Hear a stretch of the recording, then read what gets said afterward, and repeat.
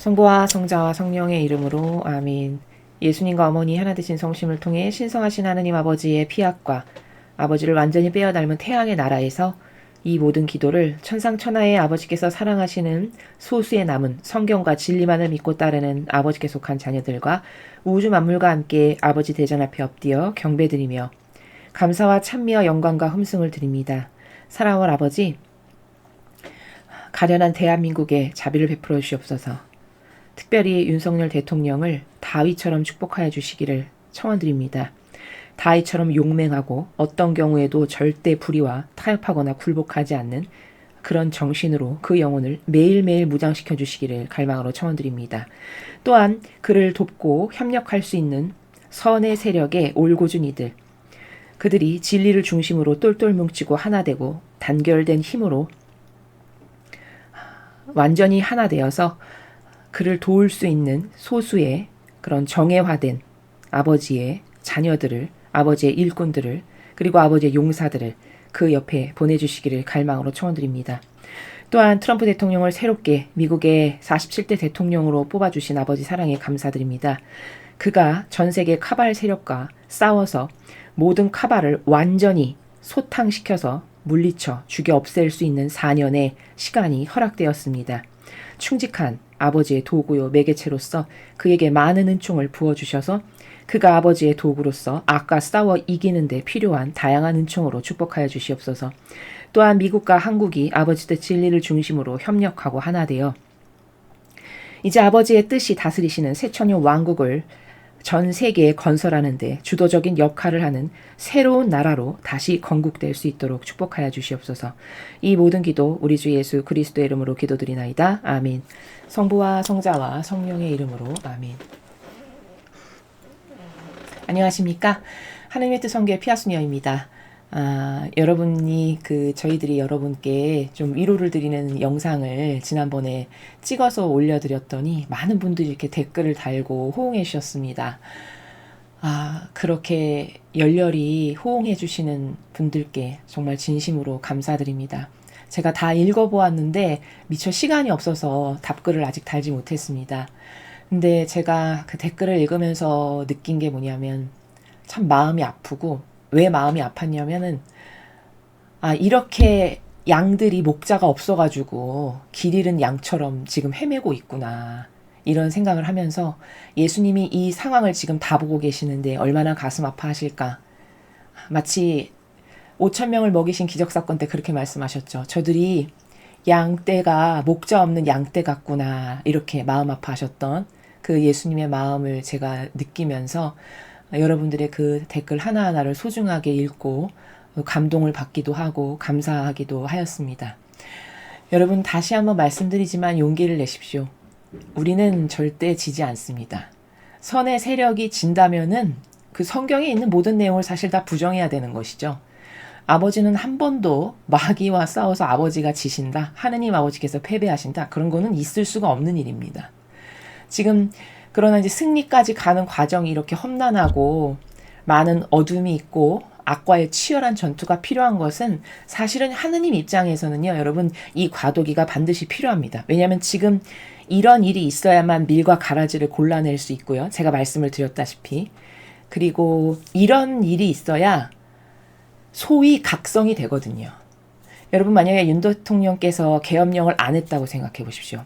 이 나라 국민 아마 이 진실 모르고 그냥 계속 살아서 결국 이 나라는 중국의 하수인 나라가 반드시 되었을 겁니다. 여러분도 그렇게 생각하지 않으십니까? 그 일이 있지 않게 하시려고 하느님께서 개입하셔서 윤 대통령을 통해서 계엄령을 하셨다라는 이 진실에 사실 우리는 기뻐해야 되고요. 어떤 우파 유튜버분이 그런 말씀하셨는데 저는 그 말에 굉장히 공감했는데, 자기는 요새 하루하루가 기쁘고 신이 난대요. 그래서 왜 저렇게 말씀하실까 하고 제가 잘 봤더니 윤 대통령님께서 너무 잘 싸워주고 있어가지고 그 잘 싸운다는 사실 하나에 힘받아서 용기 내서 자기도 이렇게 열심히 투쟁한다라고 이렇게 쓰셨더라고요. 제가 굉장히 멋있다고 생각했습니다. 그걸 읽고. 멋있지 않습니까? 한 번 사는 인생인데, 그쵸? 그러니까 옳은 것을 위해서 투신하는 자의 영혼은 진짜 아름다운 거거든요. 여러분도 이 진실을 놓치지 마시고, 한순간도 놓치지 마시고, 여러분이 각자 위치에서 하실 수 있는 나라를 다시 새롭게 재건하는 데 필요한 다양한 희생들이 있지 않습니까? 기도할 사람은 기도하고, 나가서 집회에 참석할 사람은 열심히 집회에 참석하고, 물질로 도울 수 있을 만큼 좀 여력이 되시는 분은 그 집회에 가서 물질로 좀 도우시고, 할 수 있는 게 많잖아요. 그렇죠? 아니면 댓글로 열심히 집에서 마귀 댓글에다가 여러분이 아니라고 다 갖다가 댓글 붙이시면서 하실 수도 있고, 우리가 각자 위치에서 할 수 있는 건 많기 때문에 여러분이 절대 낙담하거나 좌절하실 필요가 없다는 거를 제가 다시 한번 말씀을 드리고, 이거는 그냥 저의 어떤 허울 좋은 뇌피셜, 여러분을 위로하기 위한 그런 게 아니라, 저희가 여러분에게 말씀드리는 이 강의를 지금까지 꾸준히 들으셨다면 저희는 성경과 진리의 근거에서만 말합니다. 느끼실 거예요. 제가 어떤 걸 입증할 때 인간의 뇌피셜로 말한 적은 단 한 번도 없습니다. 이건 성경에 어디에 나와 있는데 그 원리에 근거하면 그래서 진실이고, 이게 왜 거짓이고 이게 왜 마귀인지 늘 이렇게 진리의 근거에서 입증하라고 말씀을 드리죠. 계시록에 마귀는 망한다고 되어 있어요. 그렇기 때문에 이 마귀는 반드시 망할 거고, 망하기 위한 가도적인 것이 필요한 건 제가 앞에 말씀드렸죠. 여러 가지 이유 때문에 그러한 것이다. 그러니까 여러분이 거시적 관점을 갖고, 이래서 지금 우리가 이런 일이 있구나. 그걸 갖고 마음에 좀 평화를 찾으시고, 각자의 위치에서 할 수 있는 애국자적인 일을 여러분이 찾아서 솔선수범해서 많이 하시면 여러분은 좋은 날을 보시게 될 겁니다. 그리고 생각보다 좋은 날은 빨리 올 거라고 좀 예측이 돼요. 지금 전 세계 국제적으로 돌아가는 정세를 보면, 왜냐하면 트럼프 대통령이 취임을 하셨기 때문에, 그렇죠? 여러분도 아시다시피. 그래서 그런 것에 희망을 갖고, 너무 이렇게 일상이 움츠러들고 침체돼가지고 자신이 해야 할 일도 못하는 그런 일이 있으면 안 되겠죠. 우리가 더 열정적으로 힘을 내고, 여러분이 생기 넘치게 주님의 자녀답게 각자의 위치에서 그렇게 전사처럼 용맹하게 하실 수 있는 일 하시면 되겠습니다. 자, 그럼 오늘은 이제 천상의 책 우리가 20권 17장을 학습할 내용이 되었는데요. 17장은 하느님이 인간을 얼마나 사랑하시는지에 대한 그 내용의 나라입니다. 이루 다 부족한 이 조악한 인간의 머리로는 다 이해할 수도 없을 만큼 아버지가 우리를 얼마나 절절히 사랑하시는지에 대한 내용이 다 담겨져 있는 게 17장입니다. 그러면 어떤 내용인지 여러분들과 먼저 본문을 읽고, 그리고 제가 하나하나 말씀드리도록 하겠습니다.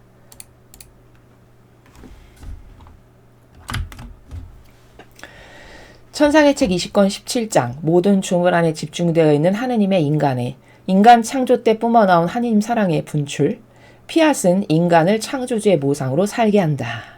자, 제목이 지금 3개의 문장으로 되어 있죠. 먼저 이제 이따가 제가 설명을 하고 먼저 하나하나 읽겠습니다. 모든 피조물 사이를 계속 돌아다니고 있었는데 그것은 각 조물 안에 이루어진 지고하신 뜻의 각 행위를 따라가기 위해서였다. 그때 언제나 사랑할 예수님께서 나의 내면에서 나오시어 하늘 궁창의 온 우주 공간 속을 두루 돌아다니는 나를 동반해 주셨다. 우리가 그렇게 각 조물에 다다를 때마다 예수님은 그들이 기쁨과 사랑의 춤을 추도록 시작 신호를 주시는 것 같았다. 그리고 잠시 멈추신 다음 내게 이렇게 말씀하셨다. 딸아, 나는 하늘을 창조하고 이 하늘에 사람에 대한 내 사랑을 집중시켰다.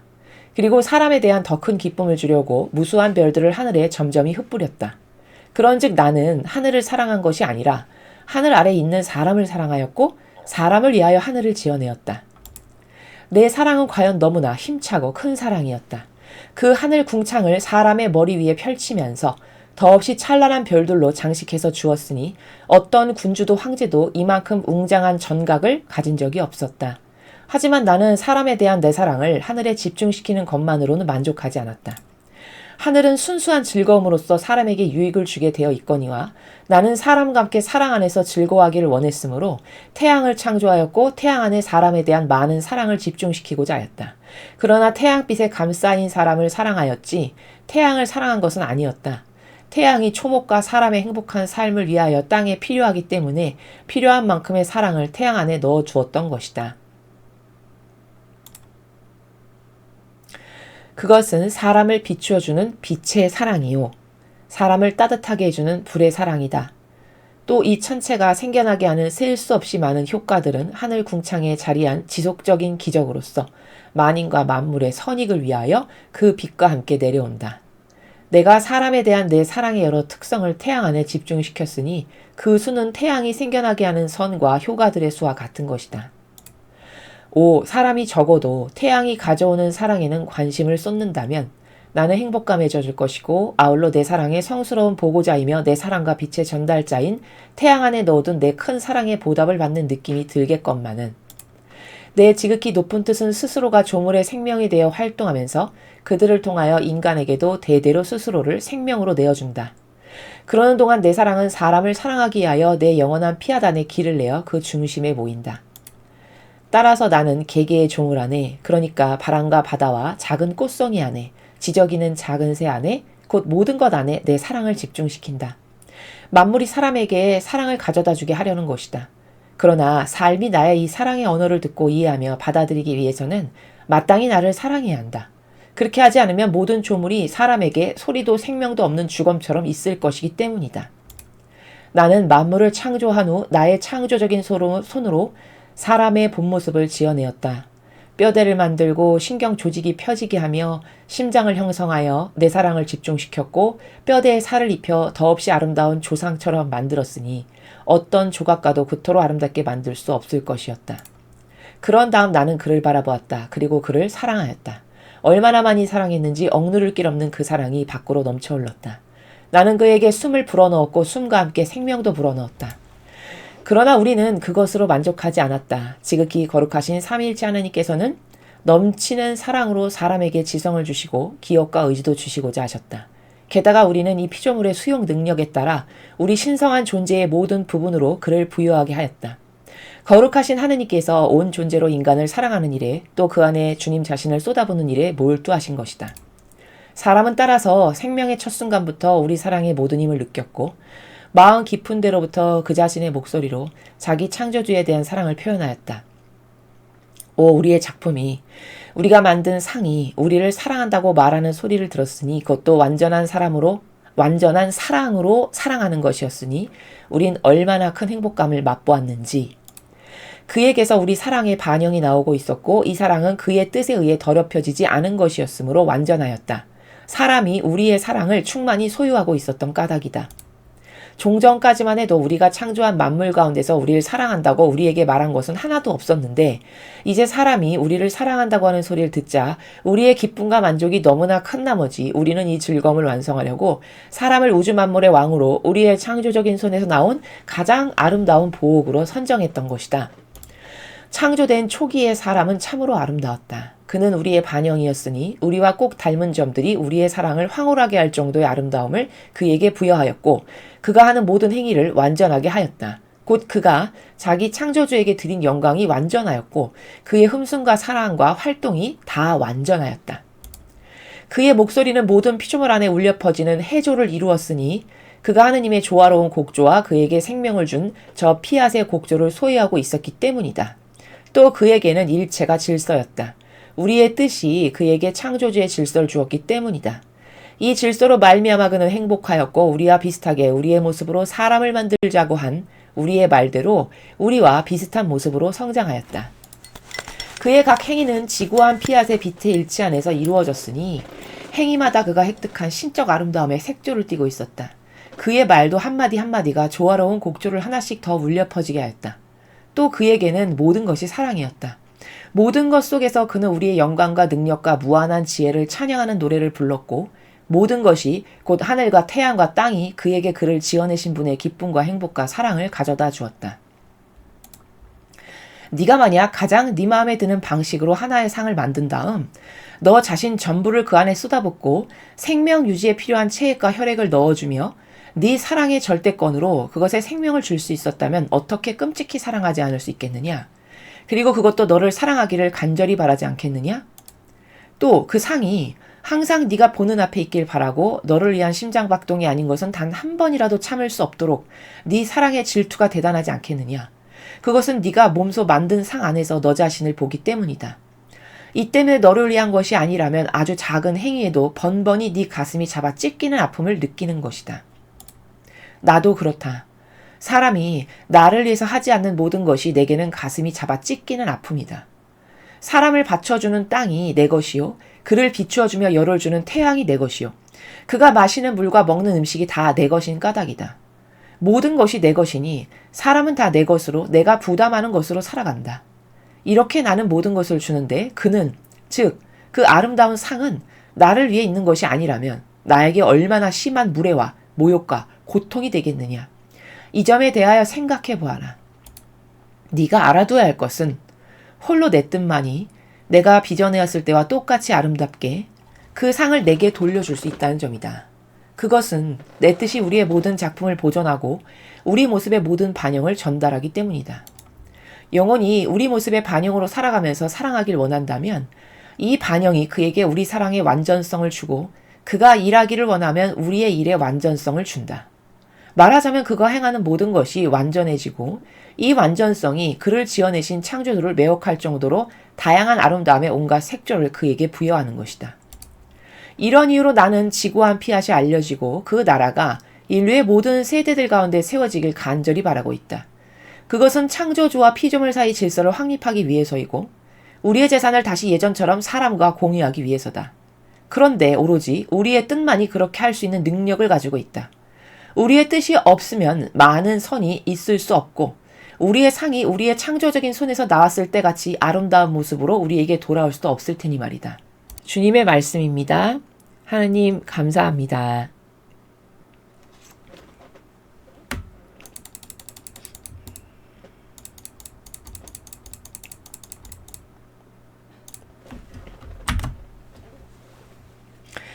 자, 오늘의 제목을 보면요.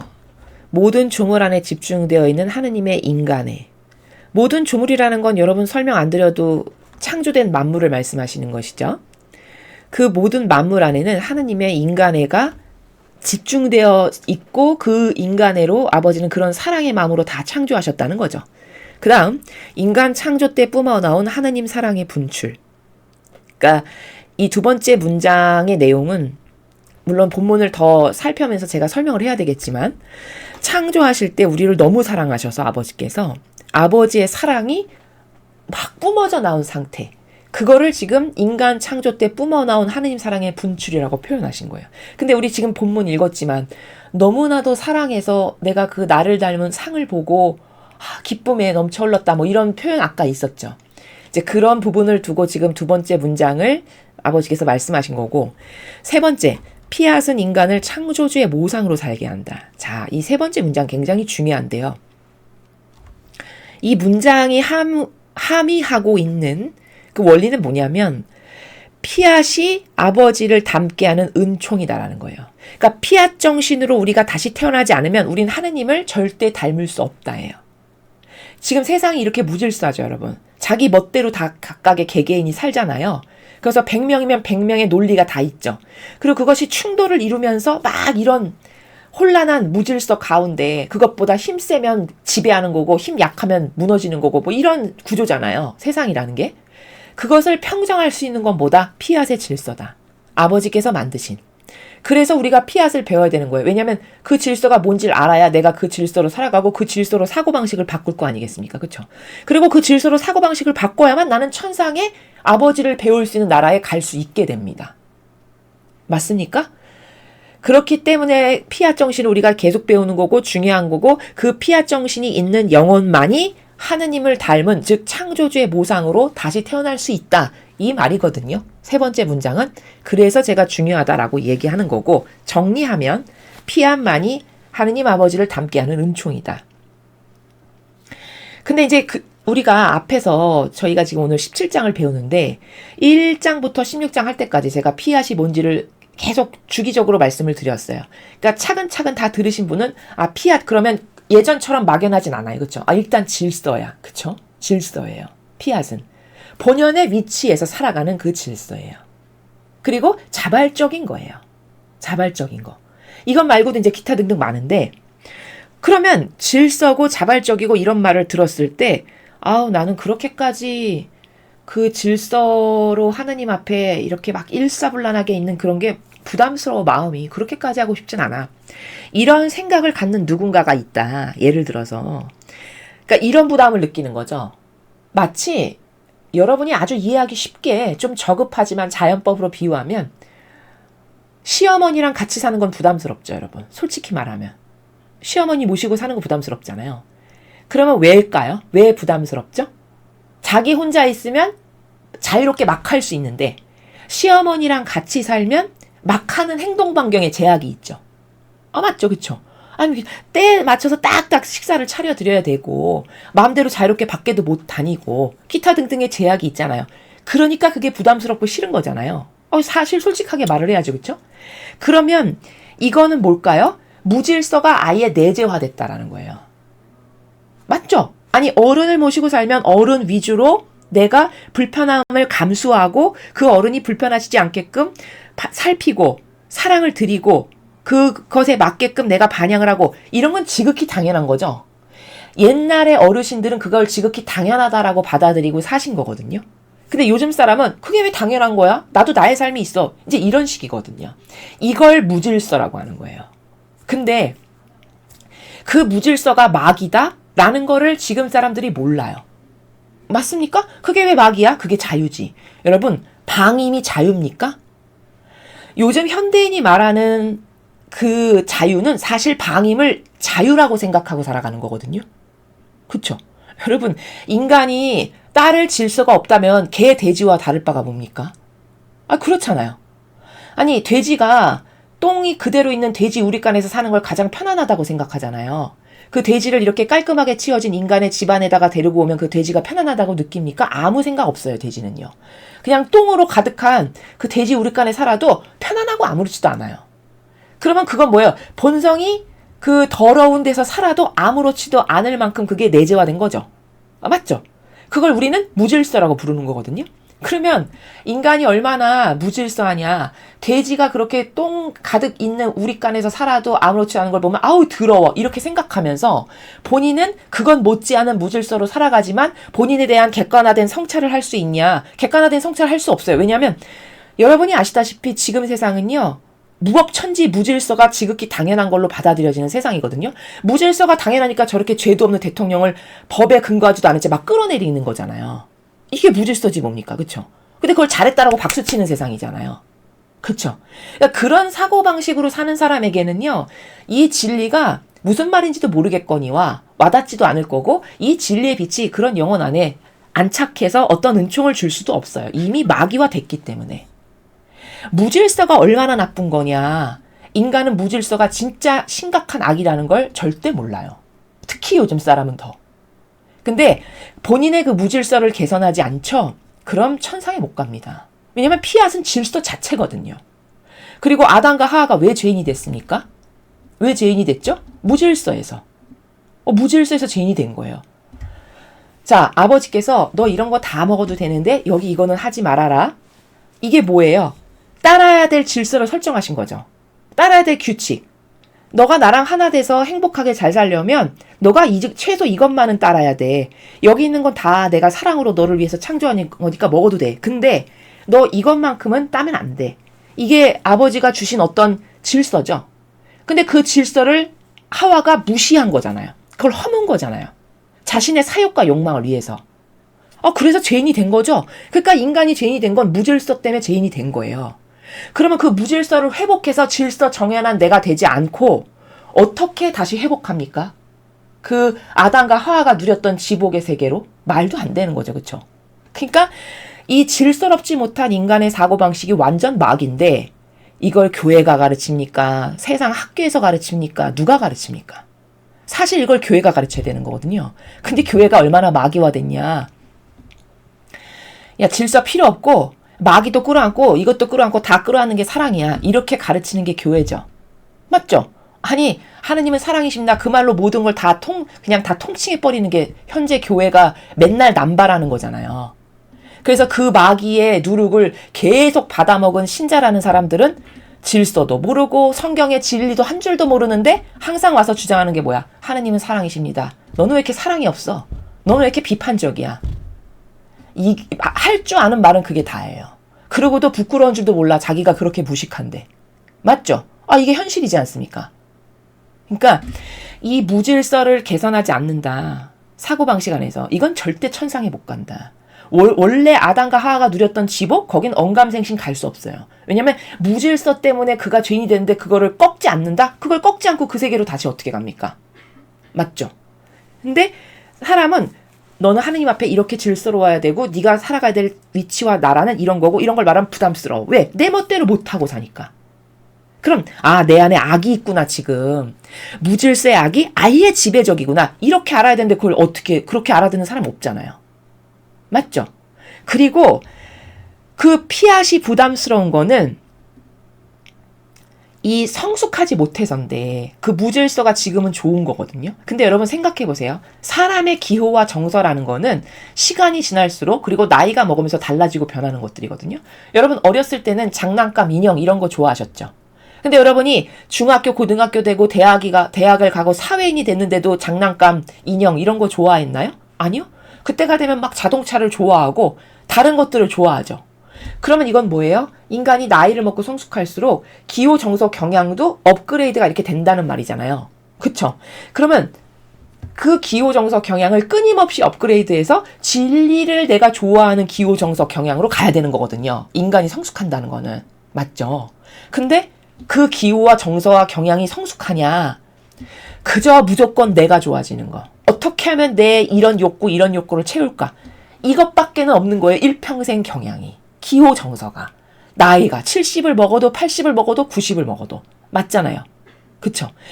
이러면 비참한 인간으로 살다 죽는 거라는 거예요. 마치 어렸을 땐 인형을 좋아했지만 성장하면 자동차도 좋아하고 또 다른 것들에 관심을 갖고 하는 것처럼 기호 정서가 성숙하듯이 인간의 그런 기호와 정서와 경향이라는 거는 끊임없이 성숙해져야 된다. 그래서 그것이 진리에 맞들이고 진리가 나의 기호 정서 경향이 되는 것, 그 정도로 계속 성숙해져서 업그레이드 되지 않으면 인간에게는 희망 없다. 그 인간에게 비전 없다라는 거예요. 여러분이 이걸 명심하셔야 된다라는 거죠. 그래서 지금 세 번째 줄에 피앗은 인간을 창조주의 모상으로 살게 한다가 오늘 전체 말씀드릴 내용 중에서 어찌 보면 가장 중요한 핵심의 키포인트가 되는 내용이라서 제가 세 번째 문장에 약간 조금 더 힘을 주어서 말씀을 드렸습니다. 자, 그럼 본문을 보겠습니다. 모든 피조물 사이를 계속 돌아다니고 있었는데 그것은 각 조물 안에 이루어진 지구하신 뜻의 각 행위를 따라가기 위해서였다. 지금 이 루이사 피카레타라는 분은 뭘 하고 있는 겁니까? 지구하신 뜻의 각 행위를 따라가기 위해서, 즉 본인이 지금 정신활동으로 영적 순례를 하고 있다라는 것을 말씀하시는 거죠. 예, 그걸 하고 있는 거예요, 이분이. 여기 지고하신 뜻의 각 행위, 이게 뭘까요? 구체적으로 말하면 그러니까 창조된 만물의 다양한 고유성의 행위를 말하는 거예요. 예를 들어 바람은 바람 나름대로의 하는 행위가 있겠죠. 그렇죠? 태양이다 그럼 태양이 나름대로 하는 행위가 있잖아요. 아버지 뜻이 설정하신. 또 뭐 나무다. 그럼 나무가 하느님의 뜻이 설정하신 그 뜻 안에서 하는 고유성의 행위가 있고, 이런 각각의 행위들을 내가 따라가고 있었다 이 말이죠. 그럼 따라간다는 건 뭐냐면 태양이 지금 어디를 비추지? 저걸 왜 비추지? 저걸 비추는데 아버지의 뜻이 어떻게 있기 때문에 저걸 비추지? 이렇게 그걸 관찰하면서 바라보고 거기에 축복을 하고, 이걸 지금 여기는 따라가기 위해서였다라고 표현하는 거예요. 이해되시죠? 그러니까 영적 순례라는 건 그냥 멍청하게 태양을 바라보고 바람을 느끼고 산을 바라보고 이게 아니고, 그 태양을 보면서 태양 안에 숨겨놓으신 아버지 뜻이 무엇일까? 태양은 지금 어떤 효용과 가치를 하고 있나? 아버지 뜻이 태양을 통해서 이루시고자 하시는 게 뭔가? 이런 거를 생각하면서, 그리고 저 태양은 저렇게 항구하고 지속적인데 나는 그런가? 이런 걸 또 반추하면서, 이게 따라가기 위해서였다라고 지금 표현하는 겁니다. 이게 영적 순례예요. 이해가 되시죠? 또 바람이 어디로 부는지, 바람은 인간에게 어떤 유익을 주는지, 이런 걸 바람의 행위를 보면서 또 생각을 하고, 그쵸? 또 물이 어떻게 생명을 우리에게 전해주는지. 물이 없으면 우리 인간은 죽잖아요. 근데 어떤 대가도 요구하지 않고 계속 물을 우리에게 주고 있죠, 지금. 물이. 그럼 저렇게 아버지가 만드신 온 우주 만물은 어떤 대가도 바라지 않고 항구하고 지속적으로 인간에게 이익을 주는데, 나는 그럼 그 피앗 정신에 걸맞는 행위를 하는 게 뭐가 있나? 이런 걸 돌아보는 거죠. 이런 영적 순례를 하면서. 지금 그걸 하고 있다라고 말씀을 하시는 거예요. 그때 언제나 사랑을 예수님께서 나의 내면에서 나오시어 하늘 궁창의 온 우주 공간 속을 두루 돌아다니는 나를 동반해 주셨다. 자, 본인이 영적 순례를 하고 있는데 예수님이 루이사 피카레타가 영적 순례하니까 같이 동반하면서 영적 순례를 해주고 계시다라는 거 지금 증언하고 있는 거죠. 우리가 그렇게 각 조물에 다다를 때마다 예수님은 그들이 기쁨과 사랑의 춤을 추도록 시작 신호를 주시는 것 같았다. 그리고 잠시 멈추시 다음 내게 이렇게 말씀하셨다. 자, 이렇게 영적 바람, 태양, 뭐 나무, 햇살 뭐 이런 걸 막 영적 순례를 하고 있는데 예수님이 동반하시면서 루이사 피카레타하고 같이 영적 순례를 하시는데 다시면서 이렇게 딱 신호를 주시면서 그 조물이 막 기쁨과 사랑의 춤을 추도록 시작 신호를 딱딱 이렇게 알려주시는 것 같았다. 루이사 피카레타가 보기에 지금 그렇게 고백하고 있는 거죠. 그럼 지금 이게 뭘 하는 거냐면은 루이사가 지금 뭘 하는 거예요? 온 인류에 아무도 하지 않은 영적 순례, 즉 하느님의 자녀로서, 즉 아버지가 왕이시니까 우리는 왕의 자녀인 왕자와 공주라고 제가 말씀드렸죠. 그러면 아버지가 만물을 다스리시듯이 우리도 만물을 다스려야 되는 거거든요. 그분의 모상을 닮은 자녀이기 때문에. 그런데 아무도 그걸 하는 사람이 없어. 지금 정신활동을. 이 사람만 하고 있어요. 그러니까 루이사가 만물을 다스리는 왕으로서 그 순례를 하면서 그들을 하나하나 방문하면서 그들을 격려도 하고 아버지의 뜻 안에서 그들이 올바르게 반영하는 걸 찬미도 하고 아 너희들 참 훌륭하다 축복도 하고 이런 걸 왕으로서의 역할을 지금 하고 있으니까 예수님이 그걸 같이 보시면서 자, 이 만물들아 너희를 다스리는 왕답게끔 지금 이 영혼이 이렇게 영적 순례를 하고 있지. 그러니까 이 왕에게 걸맞는 인사와 환대를 하거라라고 딱딱 신호를 이렇게 주시는 거예요. 지금 이 영혼이 왕의 품위에 걸맞는 다스림과 축복을 주고 이런 걸 하고 있으니까 너희들의 왕인 루이사에게 너희들이 이렇게 사랑의 인사도 하고 막 춤도 추고 이런 걸 해라라고 지금 이렇게 지시하고 있는 그런 상황을 루이사 피카레타가 이렇게 표현하는 거죠. 이해가 되시죠? 그래서 루이사가 만물을 다스리는 왕이니까 그 왕에게 인사하고 환대하라고 예수님께서 사인을 이렇게 주시는 그 상황을 이렇게 표현한 거다라는 겁니다. 그러니까 우리도 이걸 해야 되는 거예요. 우리의 위치가 원래 이거예요. 루이사 피카레타가 하는 요 행위를 우리도 해야 된다는 거죠. 원래 왕의 자식으로 태어났어요, 우리는. 근데 지금 왕의 자식답지 못하게 살아가고 있죠. 거의 다는. 그쵸? 어디서 거지 노예처럼 살아가고 있잖아요. 그저 역겨운 인간의 뜻이나 따르면서 끊임없이 그 썩어 빠지고 없어져 버릴 인간의 뜻이나 계속 추구하면서 한평생 그 쓸데없는 것에 골몰하면서 살다 죽는 거잖아요. 왕의 품격이 안 맞는 거죠. 그렇죠? 이걸 다시 회복해서 만물의 왕으로서 우리도 실추된 권위를 회복해서 이런 정신세계 활동을 하고 아버지가 하셨을 법한 일을 내가 하는 이런 걸 회복해야 된다라는 거죠. 따라 나는 하늘을 창조하고 이 하늘에 사람에 대한 내 사랑을 집중시켰다. 그리고 사람에 대한 더 큰 기쁨을 주려고 무수한 별들을 하늘에 점점이 흩뿌렸다. 그런즉 나는 하늘을 사랑한 것이 아니라 하늘 아래에 있는 사람을 사랑하였고 사람을 위하여 하늘을 지어냈다. 아, 그러니까 지금 창조의 목적을 정확히 밝히고 계시는데 예수님께서 이 2절만 봐도 우리의 위치를 알 수 있어요.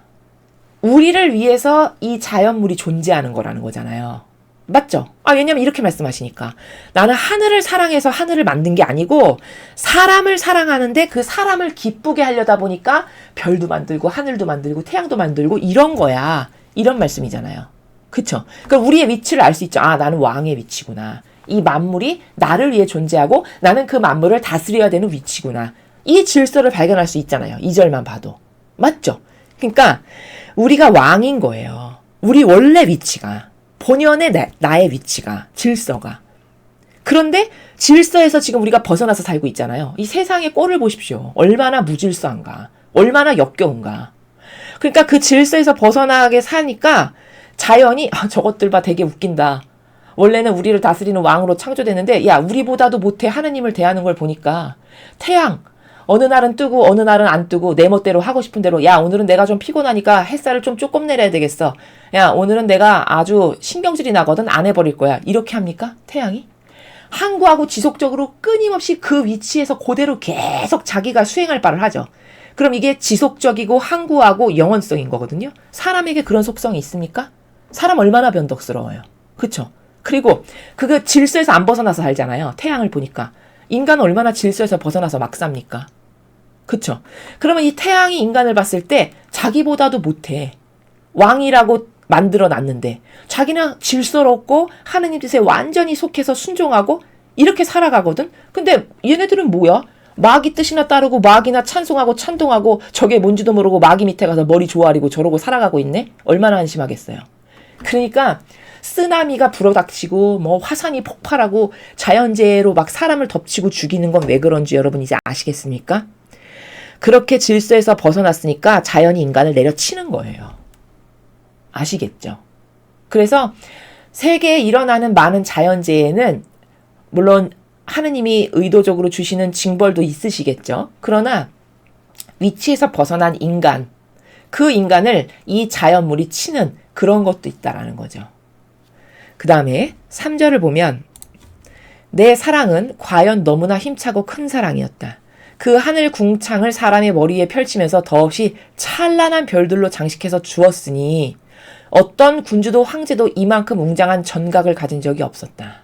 하지만 나는 사람에 대한 내 사랑을 하늘에 집중시키는 것만으로는 만족하지 않았다. 자, 얼마나 아버지가 인간을 사랑하셨냐?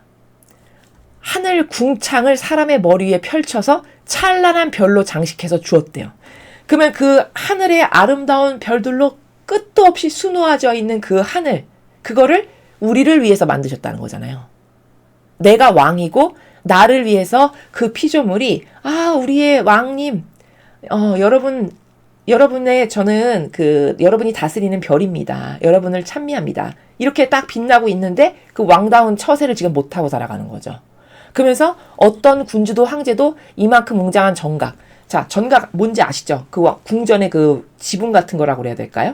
그거 어떤 왕도 이렇게 위대한 정각을, 웅장한 정각을 가진 적이 없었다. 맞죠? 그쵸? 하늘보다 더 웅장한, 하늘의 별만큼 웅장한 정각을 가진 왕이 누가 있었습니까? 근데 나는 너무나 사람을 사랑해서 내가 그 전각까지 만들어줬다. 이런 말씀이잖아요. 그럼 하나님의 사랑이 여러분 좀 느껴지세요? 인류는 아버지가 이런 사랑으로 창조하셨다라는 걸 깨달아야 돼요. 하느님이 얼마나 인간을 극진히 사랑하셨는지를 인간은 똑바로 깨닫고 올바르게 반영할 의무가 있나요, 없나요? 있죠. 이 정도로 사랑하셨음을 지금 계속 말씀하시는 거죠. 그렇죠? 하늘은 순수한 즐거움으로서 사람에게 유익을 주게 되어 있거니와 나는 사람과 함께 사랑 안에서 즐거워하기를 원했으므로 태양을 창조했고 태양 안에 사람에 대한 많은 사랑을 집중시키고자 했다.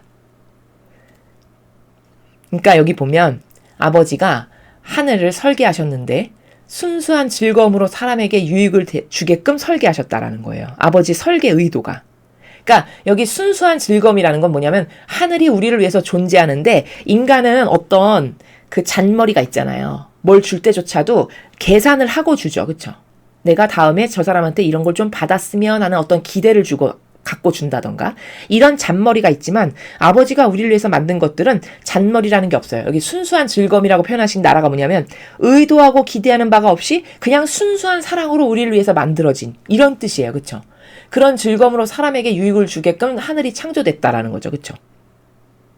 그리고 나는 사람과 함께 즐거워하려고 내가 이런 걸 너랑 나랑 이런 걸 공유하면서 함께 즐거움을 누리려고 내가 이런 것들을 만든 거란다. 이런 말씀이거든요. 그걸 원해서 태양을 창조했고 또 태양 안에 사람에 대한 많은 사랑을 집중시켰다. 그러나 태양빛에 감싸인 사람을 사랑하였지 태양을 사랑한 게 아니었다. 여기도 또 밝히시죠. 내가 태양을 만든 거는 사람을 위해서 그 태양을 만든 거지 내가 태양을 사랑해서 걔를 만든 게 아니다라는 거예요. 그럼 사람을 사랑해서 태양을 만들었다는 건 태양이 사람에게 유익을 주게끔 사람을 위해서 그가 뭔가를 해서 사람이 더 생명력이 넘치고 생기 발랄하고 행복하게 살아갈 수 있는 것을 제공하라고 만들었다는 거잖아요. 맞죠? 그러니까 우리가 주인이고 만물이 우리가 다스려야 할 것이 맞죠. 이게 질서라는 거예요. 초기의 질서.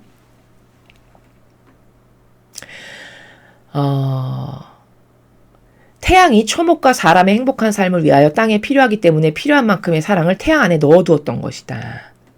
자, 즉 이 말씀은 태양 안에 사랑을 넣어두었다라고 하셨죠. 그러니까 사랑을 넣어두었다는 거는 생명, 은총 이런 것들을 내가 태양 안에 넣어둬서 태양을 받아서 인간이 생명을 누리고 그 빛을 통하여 은총을 받고 기타 등등의 유익을 내가 사람에게 더 많이 주려고 이 태양을 만들었고 그 태양 안에 인간에게 필요한 것들도 다 넣어두었단다 이런 말씀이에요. 맞잖아요. 그렇죠? 그러면 이걸 보면 우리도 하느님께 전부로 영원성으로 사랑을 드려야 되는 게 맞죠. 하느님이 이 정도로 사랑하셔서 우리를 만드셨다면. 그게 올바른 양심이잖아요. 정직성이고. 맞습니까? 그러니까 인간은 하느님께 전부로 영원성으로 사랑을 드릴 때 아버지께서 주신 이 사랑에 올바르게 화답하는 게 되는 것이고 이 사랑이 그때에서야 완성되는 거다. 이렇게 말씀드릴 수 있죠. 그것은 사람을 비추어주는 빛의 사랑이요. 사람을 따뜻하게 해주는 불의 사랑이다. 태양이 우리를 비출 때 주는 게 빛의 사랑이고 불의 사랑이래요. 그러니까 태양 안에 아버지께서 우리 인간에게 유익이 될 만한 걸 다 심어 놓으셨는데 어떤 때는 그게 빛이고 어떤 때는 또 따뜻하게 해주는 불이고 기타 등등 이런 다양한 것을 우리를 위해서 태양 안에 다 아버지가 집어넣어 놓으셨다. 그리고 적재적소에 필요한 순간마다 그런 것을 인간에게 주게끔 메커니즘이 그렇게 설계가 된 거죠. 그렇죠? 또 이 천체가 생겨나게 하는 셀 수 없이 많은 효과들은 하늘 궁창에 자리한 지속적인 기적으로서 만인과 만물의 선익을 위하여 그 빛과 함께 내려온다. 그러니까 이게 무슨 말이냐면은 이 천체가 생겨나게 하는 셀 수 없이 많은 효과들 그게 하늘 궁창에 자리한 지속적인 기적이고 만인과 만물의 선익을 위하여 빛과 함께 내려온다. 이게 무슨 말이냐면 이런 거예요. 주부적인 효과를 말씀하시는 거거든요. 그러니까 어떤 것은 주된 효과가 있으면 부차적인 것도 있잖아요. 지금 요 문장은 그럼 부차적인 걸 말씀하시는 거예요. 그럼 부차적인 효과라는 건 예를 들면 어떤 거냐면 이런 거죠.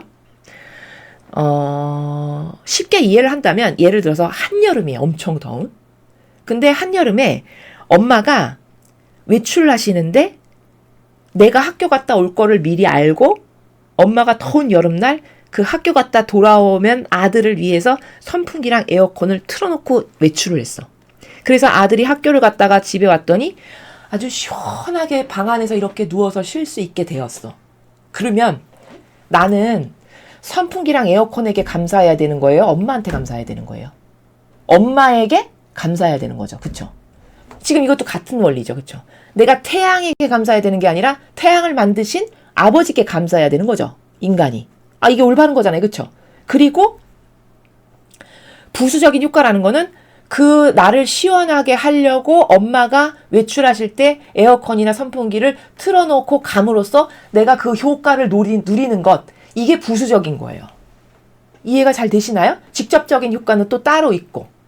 이런 것들도 다 아버지는 계획하여 설계하셔서 인간을 위해서 이 온 우주 만물을 창조 때 그런 것을 다 거기다가 심어 놓으셨다라는 거예요. 얼마나 섬세해요.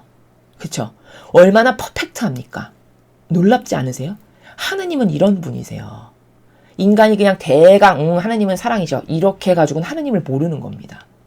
그런 부수적인 효과까지도 나를 위해서 하실 수 있게끔 만물 안에 다 심어 놓으신 이런 아버지의 사랑을 내가 발견해야 되는 거죠. 맞죠? 내가 사람에 대한 내 사랑의 여러 특성을 태양 안에 집중시켰으니 그 수는 태양이 생겨나게 하는 선과 효과들의 수와 같은 것이다.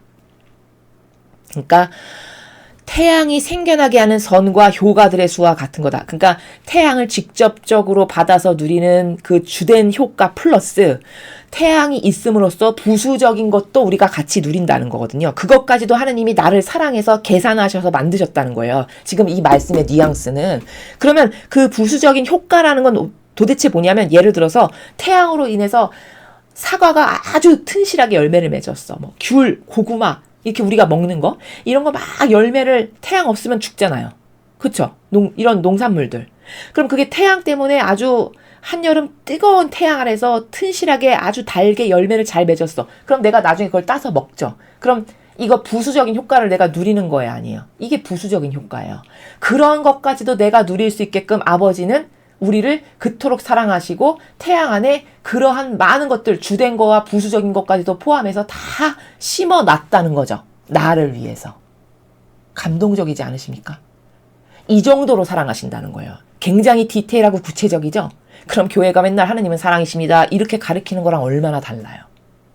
근데 이거 이렇게 천상의 책을 통해서 배우지 않으면 하느님이 우리를 그 정도로 사랑하신다는 걸 알까요, 인간이? 모르겠죠. 가르쳐주시는 사람이 있어야 알 거 아닙니까? 그쵸? 그래서 태양으로 인해 열매 맺은 모든 것이 다 우리를 사랑하신다는 증거고 그 수만큼, 그것들의 수만큼. 그럼 이 세상에 우리 인간이 먹고 살아가는 게 얼마나 많아요, 열매들이. 그럼 그거 다 아버지의 다양한 사랑의 이유로 맺어진 열매들이죠. 그 수만큼 우리를 사랑하신다는 거예요. 아, 참. 아버지의 사랑은 놀랍죠. 하느님은 사랑이시다라는 거는 이럴 때나 써야 되는 말이에요, 사실. 이런 사랑을 아는 사람에게. 아시겠습니까? 자, 그 다음에 6절. 사람이 적어도 태양이 가져오는 사랑에는 관심을 쏟는다면 나는 행복감에 젖을 것이고 아울러 내 사랑의 성스러운 보고자이며 내 사랑과 빛의 전달자인 태양 안에 넣어둔 내 큰 사랑의 보답을 받는 느낌이 들겠건만은. 그러니까 참 이런 걸 읽으면 너무 안타까운 게 진짜 아버지는 너무 많은 권위가 실추됐어요. 하느님 아버지의 권위가. 지금 6절은 무슨 말이냐면 얘들아, 태양이 가져오는 사랑에 네가 관심만 가져도 내가 행복할 텐데, 이런 말이에요. 아울러 내 사랑의 성스러운 보고자이며 사랑과 빛의 전달자인 태양 안에 넣어둔 내 큰 사랑에 보답을 받는 느낌이 들겠건만. 그러니까 이런 거죠. 저 태양이 저렇게 장렬하는 태양으로 인해서 내가 이런 맛있는 사과도 먹고 귤도 먹고 키위도 먹고 이런 고구마도 먹고 이게 다 하느님 아버지께서 나를 사랑해서 태양을 통해서 나에게 주신 거구나. 감사합니다. 이렇게 태양이 가져오는 그 사랑의 효과에 감사만 네가 해도 나는 기쁠 텐데. 이 말씀이죠. 그쵸? 그럼 내 큰 사랑에 보답을 받는 느낌이 들 텐데. 이런 말씀이에요. 그러니까 아버지는 지금 인간이 내 사랑을 인정만 해도 나는 다 받은 것이고 그 수고를 얼마든지 할 거다. 이런 말이거든요. 그러니까 이런 것이 여러분 잘 와닿지 않으면 제가 누누이 말씀드리지만 부모 자식 간의 관계로 생각하면 가장 쉬워요. 하느님을 잘 이해하려면. 여러분은 대다수 부모님이시니까 여러분이 어떨 때 자식에게 가장 섭섭한지를 생각해 보세요. 그러면 하느님을 이해하기가 너무너무 쉬워져요. 여러분이 일평생 뼈골 빠지게 허리가 휘게끔 일하고 온갖 힘든 거를 다 고통을 감수하고 참아내서 자식을 길렀는데 그 자식이라는 애가 부모를 부모로서 인정도 안 해. 그럼 여러분 마음이 어떠실 것 같으세요? 온갖 노력과 수고는 여러분이 했는데 옆집 아줌마한테 가서 그 옆집 아줌마를 자기 엄마처럼 사랑하고 거기 떠받들고 하나 돼. 그럼 여러분은 어떤 마음이실 것 같으세요? 소위 이거를 세상에서 저급한 표현으로 눈 돌아간다 이렇게 말하죠. 그쵸? 그렇게 될 것 같으시죠, 여러분도? 하느님은 어떠실까요? 여러분은 그래도 그게 몇십 년이잖아요. 자식으로 받는 고통이. 하느님은 지금 6,000년 동안 그 고통을 받으신다면 여러분 어떠실 것 같으세요? 어마어마한 고통이죠. 그러니까 인간은요, 감히 하느님의 고통을 다 알 수가 없어요. 정신세계가 하도 미흡하고 조악해서 지금 아버지가 말씀하시는 건 다 본질의 차원이거든요. 그럼 본질의 고통을 1차원적인 나라에 갇혀 사는 인간이 다 아냐? 다 알지도 못해요, 사실. 그냥 제가 설명하는 것도 여러분의 이해를 최대한 끌어내려고 자연법에 빗대서 이야기하면 그나마 이해가 잘 되거든요. 그래서 자연법에 빗대서 계속 설명을 하는 거거든요. 좀 깨닫기 위해서. 그쵸? 깨달아야만 달라질 거 아니겠어요? 그러면 더 잘 깨달을 수 있는 건 여러분이 부모님이시니까 부모 자식 간에 서운했던 거 너무너무 섭섭해서 지금도 안 잊혀진다. 그런 게 사람마다 있어요. 상처처럼. 그러면 어떨 때 그걸 가장 섭섭하게 느끼시는가를 생각해 보시라는 거예요. 그리고 본인은 하느님께 그렇게 한 게 없는가를 되돌아봐야 된다는 거죠. 그러면 그때서야 철이 들고 그때서야 양심이 조금 가동하게 돼요. 이해가 되시죠? 이제 이런 관계거든요. 아무도 태양의 주인이신 아버지께 고마워하는 사람이 없는 거예요, 지금. 여러분 바람에게 고마워해 보셨어요? 태양에게 고마워해 보셨어요? 물에게 고마워해 보셨어요? 사실은 똑바로 고마워하려면 그걸 만드신 하느님께 감사해야 되는데 그냥 일상적인 걸로 누리잖아요, 인간이. 당연한 걸로, 그쵸? 지금 아버지는 그 아버지의 고통을 토로하시는 거거든요. 6절에서. 근데 그 고통이 잘 안 느껴지면 여러분이 부모님이시니까 자식이 여러분에게부터 모든 걸 제공받았는데 엉뚱한 옆집 사람이나 여러분이 원수로 생각하는 사람에게 가서 그 사람한테는 친절하고 상냥하면서 열심히 하나 되고 이런 자식을 여러분이 바라본다고 생각해 보세요. 그게 얼마나 우라가 침일까? 맞습니까? 이제 그런 고통을 지금 여기서 아버지께서 말씀하시는 거죠. 내 지극히 높은 뜻은 스스로가 조물의 생명이 되어 활동하면서 그들을 통하여 인간에게도 대대로 스스로를 생명으로 내어준다. 그러니까 아버지의 뜻은요. 스스로가 조물의 생명이 되어 활동하면서 그들을 통해 인간에게 대대로 스스로를 생명으로 내준다. 그러니까 아버지 뜻은 한결같고 목적이 뚜렷해요. 인간처럼 절대 변덕스럽지 않아요. 아버지는. 그래서 한결같고 목적이 뚜렷하게 우리 인간에게 끊임없이 생명을 주신다는 거예요. 태양을 통해서, 바람을 통해서, 기타 우리가 먹는 많은 아버지의 뜻, 태양이 맺은 열매들을 통해서 우리에게 생명으로 내어주는 거 맞죠? 또 우리들에게 진리를 주시잖아요. 그 진리가 영혼을 살리는 생명의 양식이죠. 이런 다양한 것들로 우리를 끊임없이 생명으로 내어주신다고 말씀하시는 거잖아요. 그러는 동안 내 사랑은 사람을 사랑하기 위하여 내 영원한 피아단에 길을 내어 그 중심에 모인다. 자, 그러는 동안에 아버지 사랑이 사람을 사랑하기 위해서 영원한 피아단에 길을 내어 중심에 모인다. 자, 이게 뭐냐면 저 마지막 문장은 무슨 뜻이냐면 올바른 반향을 우리가 만약에 하잖아요. 아버지 뜻에. 이런 걸 깨닫고 그렇구나. 아버지께 잘못했습니다. 용서해 주십시오. 지금까지 제가 배은망덕하고 모욕드린 거 회개합니다. 기타 등등. 이렇게 해서 내가 회개하고 뉘우치고 올바른 반향으로 돌아왔어. 그렇게 올바른 반향을 하면 그게 바로 뭐다? 내가 영원한 하느님의 집에 갈 수 있게끔 하는, 모일 수 있게끔 하는 피앗의 길의 그 중심에 모이게 된다라는 말이에요. 내가 그렇게 올바르게 반향을 하면. 즉 가족이 살아갈, 지금 피앗의 정신세계로 새로 태어나는 영혼은 하느님 아버지와 한 가족으로 살 사람들이거든요. 천상의 나라에서. 그렇게 하느님 아버지와 한 가족으로 살아갈 피앗의 나라에 그렇게 올바르게 반향하는 영혼들이 모이게끔 내가 길을 내고 있다. 이 말씀이에요. 그래서 결론은 뭐냐? 지금 하느님 아버지께서 우리 인간에게 다양한 방법을 통해서 생명을 주시는 것은 다시 피앗을 회복해서 그 질서를 회복해서 내 집에 데려다 놓기 위함이란다 라는 목적을 밝히시는 거예요. 두 번째 문장의 뉘앙스의 나라가. 영원한 피아단의 길을 낸다가 바로 그 말이다라는 겁니다. 따라서 나는 개개의 조물 안에, 그러니까 바람과 바다와 작은 꽃송이 안에, 지저귀는 작은 새 안에, 곧 모든 것 안에 내 사랑을 집중시킨다. 왜? 우리를 위해서. 그러니까 막 새의 지저귐 소리 우리를 기쁘게 하기 위해서. 꽃송이 안에 어떤 사랑을 넣을까요? 다채로운 색깔과 아름다운 향기를 줌으로써 우리가 그걸 보고 감동하게끔 진짜 이쁘다.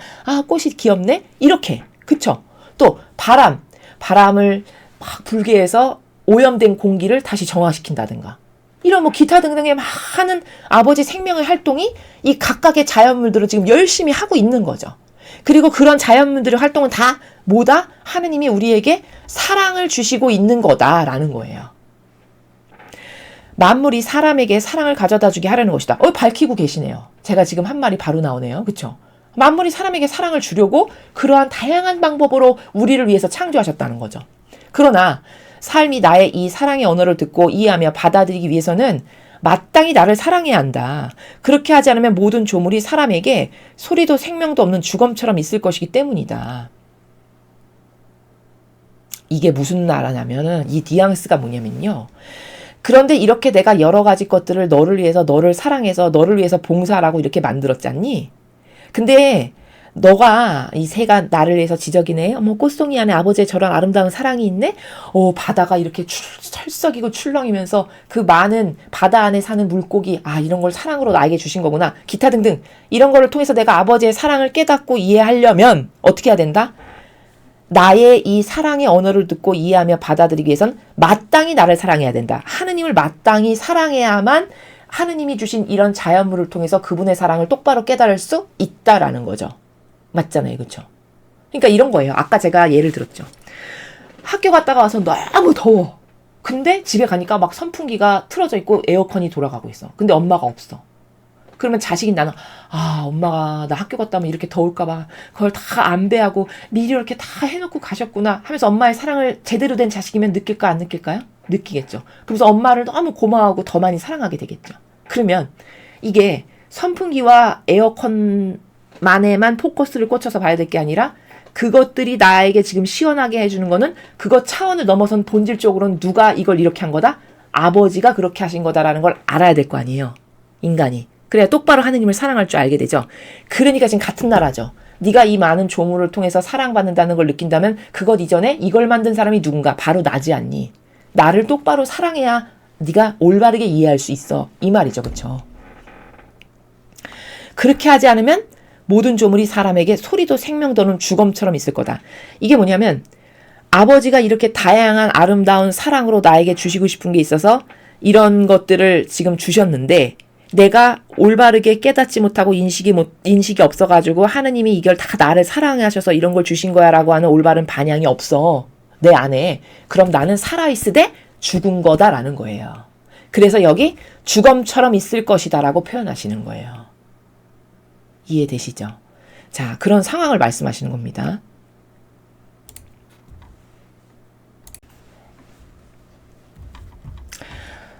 자, 9절. 나는 만물을 창조한 후 나의 창조적인 손으로 사람의 본 모습을 지어내었다.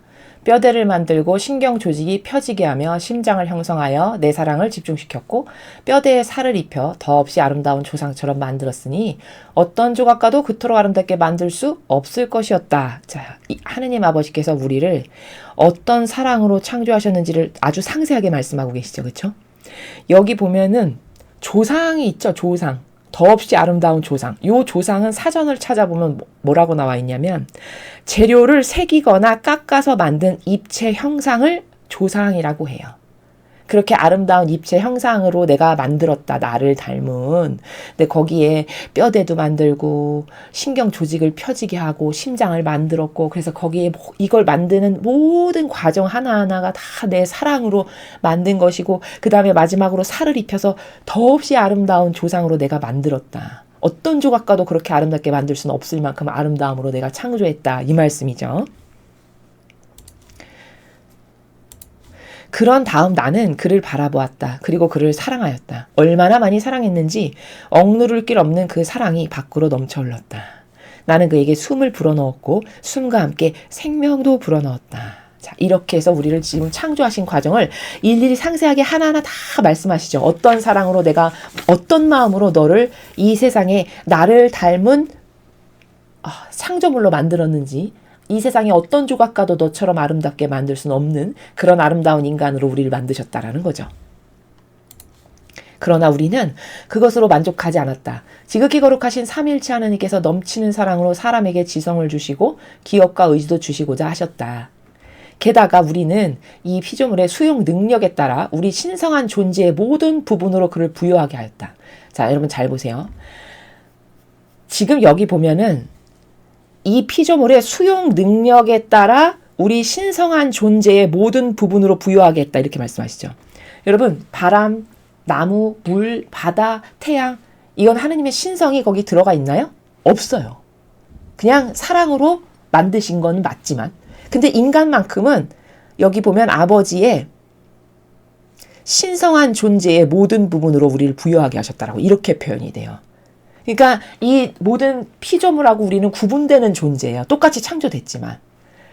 즉 이게 무슨 말이냐면 여기 수용 능력이 핵심 단어인데 피조물의 수용 능력에 따라라는 건 어떤 나라를 말씀하시는 거냐면 우리가 받을 공간이 있다면 그곳에 차고 넘치도록 채워주셨다라는 거예요. 아버지를 닮은 은총을. 이해되시나요? 그러니까 이 천상의 책에 여기 말고 다른 부분에 보면 이런 부분이 있어요. 아버지가 세상을 창조하시고 우리를 만드실 때 다른 모든 뭐 하늘, 태양, 별, 뭐 바다 이런 기타 등등은 그래 그만하면 되었다. 이렇게 다 만든 다음에 생각하셨다는 거예요. 근데 우리에게는 우리 인간에게만큼은 그래 너는 이만하면 됐다라는 한계를 세우지 않으셨다라고 나와요. 이거 굉장히 놀라운 관점이에요. 놀라운 차이예요. 그러니까 이런 다른 모든 만물은 그래 너는 그만하면 됐어. 그래 너는 그 정도면 됐다. 라고 한계성을 가지고 창조했지만 우리는 한계를 지우지 않고 창조하셨다라는 말이거든요. 그럼 이 말에 숨겨져 있는 뉘앙스는 뭐죠? 아, 내가 노력을 하고 똑바로 반향만 하면 하느님과 같이 거룩한 영혼으로 살아갈 수 있구나라는 거예요. 그러면 여기에서 거룩하다라는 건 또 오해를 하시면 안 돼요. 무슨 저런 우상숭배 노름이나 하는 거짓교회 같은 그런 거룩함이 아니고 제가 말하는 하느님을 닮은 거룩한 인간으로까지 그 고도적인 차원까지 우리가 누릴 수 있다는 거는 내가 내 뜻을 완전히 버리고 하느님의 뜻이 제 뜻입니다 해서 용해돼서 완전히 하나 되면 아버지가 아버지의 수많은 은총과 능력을 나에게 주셔도 되죠. 왜? 하나 됐으니까. 내가 마귀 걸 따르지 않으니까. 아버지랑 하나 됐으니까. 그러면 아버지가 가지고 계신 수많은 은총과 아름다움과 매력과 이런 기타 등등을 나에게 나눠주신단 말이에요. 공유하실 수 있단 말이에요. 그럼으로써 내가 하느님과 하나됨으로써 거룩해진다라는 거지. 저렇게 거짓교회처럼 우상 노름이나 우상 숭배나 하려고 사실은 머릿속에 든 건 하나도 없는데 거짓으로 남에게 코스프레하고 거룩한 척하면서 나는 우상이니까 나를 섬겨라 이런 나라가 아닙니다. 제가 지금 말하는 나라는 이해가 되시죠? 아버지를 닮을 만큼 그럼 아버지를 닮으려면 한계를 지우면 안 되잖아요. 왜냐면 아버지는 전지전능하시고 무한하신 분이니까 나를 닮을 만큼 너는 끊임없이 올바른 반향으로 아름다운 영혼이 되라. 이렇게 설정값부터 다르다라는 거예요. 인간과 만물은. 그럼 얼마나 많이 사랑하셨는지 여러분 이런 것에서도 느껴지세요? 차이가? 그렇죠. 우리의 존재가 이런 거예요. 그걸 말씀하시는 거고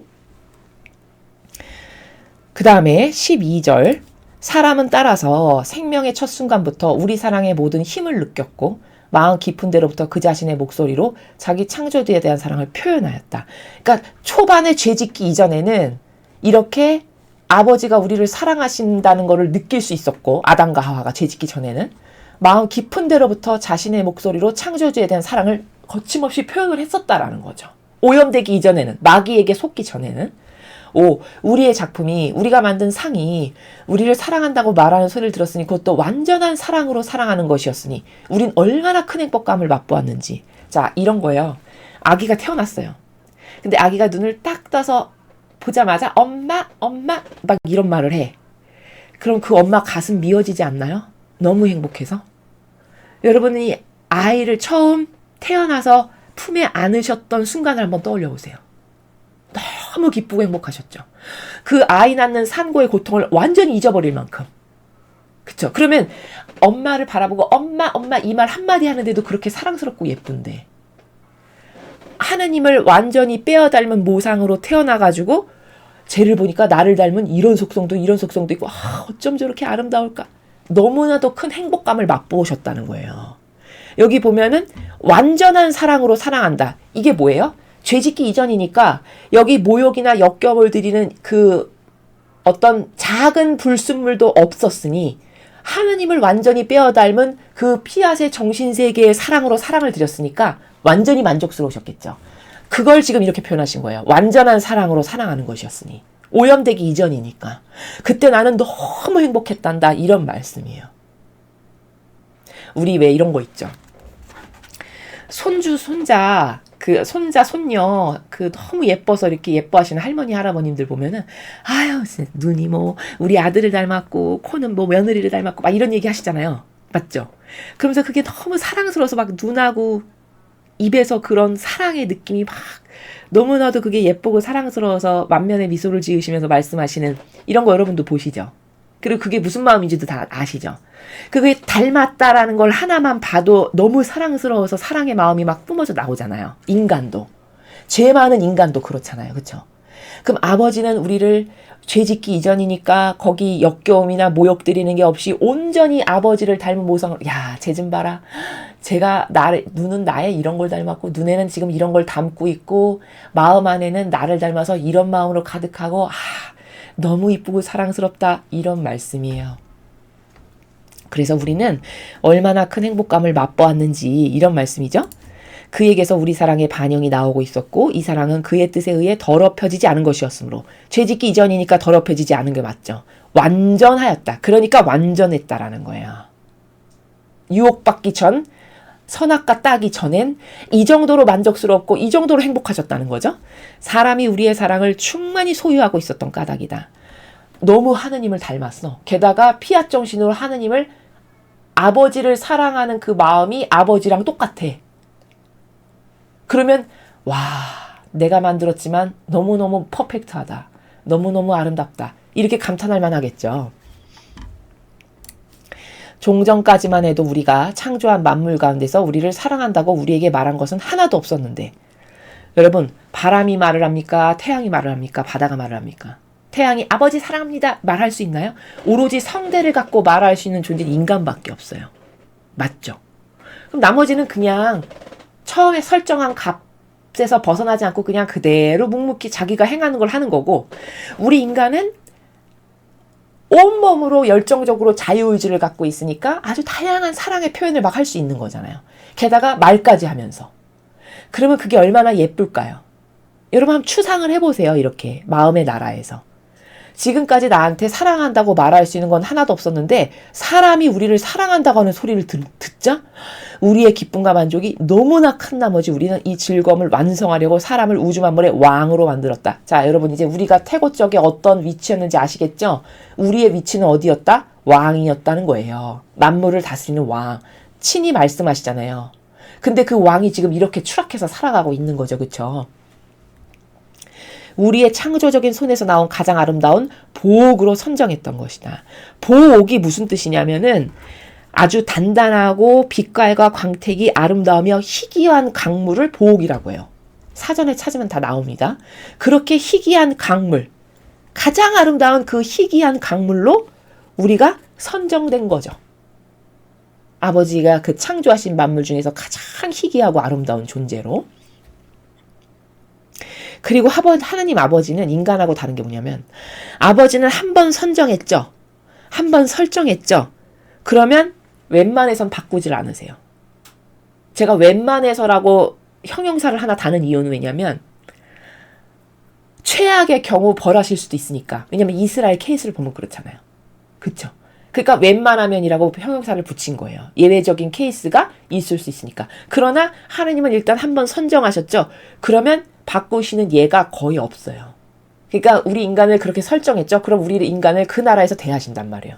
근데 너무나도 우리는 질이 떨어지는 존재가 된 거죠, 지금. 창조된 초기의 사람은 참으로 아름다웠다. 그는 우리의 반영이었으니 우리와 꼭 닮은 점들이 우리의 사랑을 황홀하게 할 정도의 아름다움을 그에게 부여하였고 그가 하는 모든 행위를 완전하게 하였다. 곧 그가 자기 창조주에게 드린 영광이 완전했고 그의 흠숭과 사랑과 활동이 다 완전했다. 그러니까 죄짓기 이전에는 이렇게 이들이 아담과 하와가 피앗의 나라에서 아버지께 순종하면서 아버지와 하나 된 정신으로 살았기 때문에 그들이 드리는 모든 것은 거기 부작용이나 이상한 게 하나도 없고 다 완전성 자체였다는 거예요. 그럼 여러분 퍼펙트한 사랑을 받으시는 마음이 얼마나 기쁘고 흐뭇하셨을까요? 그걸 지금 계속 반복해서 말씀하시죠. 그 아름다움이 너무 기뻤었기 때문에. 그 사랑의 나라가 너무 황홀했었기 때문에 아버지가 계속 강조해서 말씀을 하시는 거죠.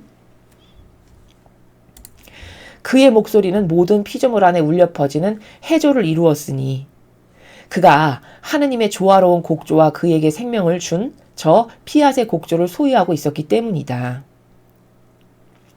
또 그에게는 일체가 질서였다. 자, 여러분 여기 질서 나오죠. 제가 그래서 피앗을 질서라고 계속 강조하죠. 여기 질서라고 말씀하시네요. 그쵸? 우리의 뜻이 그에게 창조주의 질서를 주었기 때문이다. 이 질서로 말미암아 그는 행복했고, 자 여러분 병들기 전에 인간은 오히려 질서 때문에 행복했대요. 지금은요. 지금은 질서 말하면 답답하고 왜 나를 옥죄, 왜 나를 가두지? 인간은 자유가 있어. 이런 이상한 궤변으로 맞서죠. 근데 여러분 질서가 먼저입니까? 사랑이 먼저입니까? 여러분 어떻게 생각하세요? 이걸 인간의 썰로 말하면 안 되고요. 질서가 먼저일까요? 사랑이 먼저일까요? 자, 제가 이 답을요. 이 강의 후반에 말씀드릴게요. 제가 여러분을 위해서 준비한 동영상이 하나 있어요. 이 논제를 하도 이 마귀들이 와서 뭐 사랑 어쩌고 저쩌고 운운해서 내가 이거는 반드시 똑바로 집어주고 넘어가야 되겠다. 제가 이런 생각이 들었거든요. 그래서 그것을 위해서 부술 수 있는 진리에 근거하여 그것을 깨부술 수 있는 영상이 하나 있어요. 제가 그걸 할 때 말씀드릴게요. 자, 질서를 아버지는 지금 이렇게 말씀하셨어요. 질서가 오히려 행복하게 여기는 근원이었다라는 거예요. 아담과 하와가. 그러나 지금은 그렇지 않은 건 마귀에게 다 지배받아서다. 그게 자기를 가두고 옥죄고 하는 건 무질서하게 막 사는 게 아예 인백인 상태이기 때문에 무질서가 당연한 거야. 그리고 또 무질서를 이꼬로 자유라고 가르쳤잖아요. 이 카발 문화가 무질서 자유 아니거든요. 여러분, 책임이 동반되지 않은 자유가 자유입니까? 그건 방종이에요. 그쵸? 그거는 마귀예요. 책임을 지고 자유를 논해야지. 먼저 책임을 져야 되는 거잖아요. 내가 이런 걸 잘못했어. 그럼 난 그걸 책임을 져야지. 그 다음에 자유를 논해야 되는 거 아니에요? 근데 기본적으로 책임, 의무도 없는데 자유만 먼저 말한다. 이게 마귀라고요. 그리고 이걸 누가 조장하죠? 카발 문화와 거짓 교회가 조장하죠. 예, 이런 거예요. 그러니까 맨날 인권만 주장하는 거예요. 뭐 인권, 뭐 인간의 뭐 자유를 핍박하지 마라. 여러분, 인간의 자유를 핍박하는 거 대한민국에서 더 이상 그런 말 자체가 필요가 없습니다. 그건 북한에서나 필요한 말이에요. 이 나라가 누구의 자유를 핍박합니까? 그랬다가는 당장 데모하고 날릴 텐데. 예? 그렇잖아요. 이 나라는요, 어느 정도로 마귀가 판치는 나라가 됐냐면요, 광화문 한복판에서 김일성 찬양하는 거 들고 있어도 못 잡아가는 나라입니다. 맞잖아요. 아, 그러면 그거보다 더 이상 어떻게 자유를 더 극대로 치켜 올립니까? 그렇죠. 그러니까 이 나라의 마귀는 이번에 반드시 다 뽑아버려야 돼요. 이 무질서를 조장하는 마귀, 이거는 다 죽여버려야 될 세력이에요, 사실은요. 진실을 말하면. 너무 대통령이 잘하신 거고, 여러분 기도를 그렇게 하십시오. 이 기회가 다시 오지 않을 기회거든요.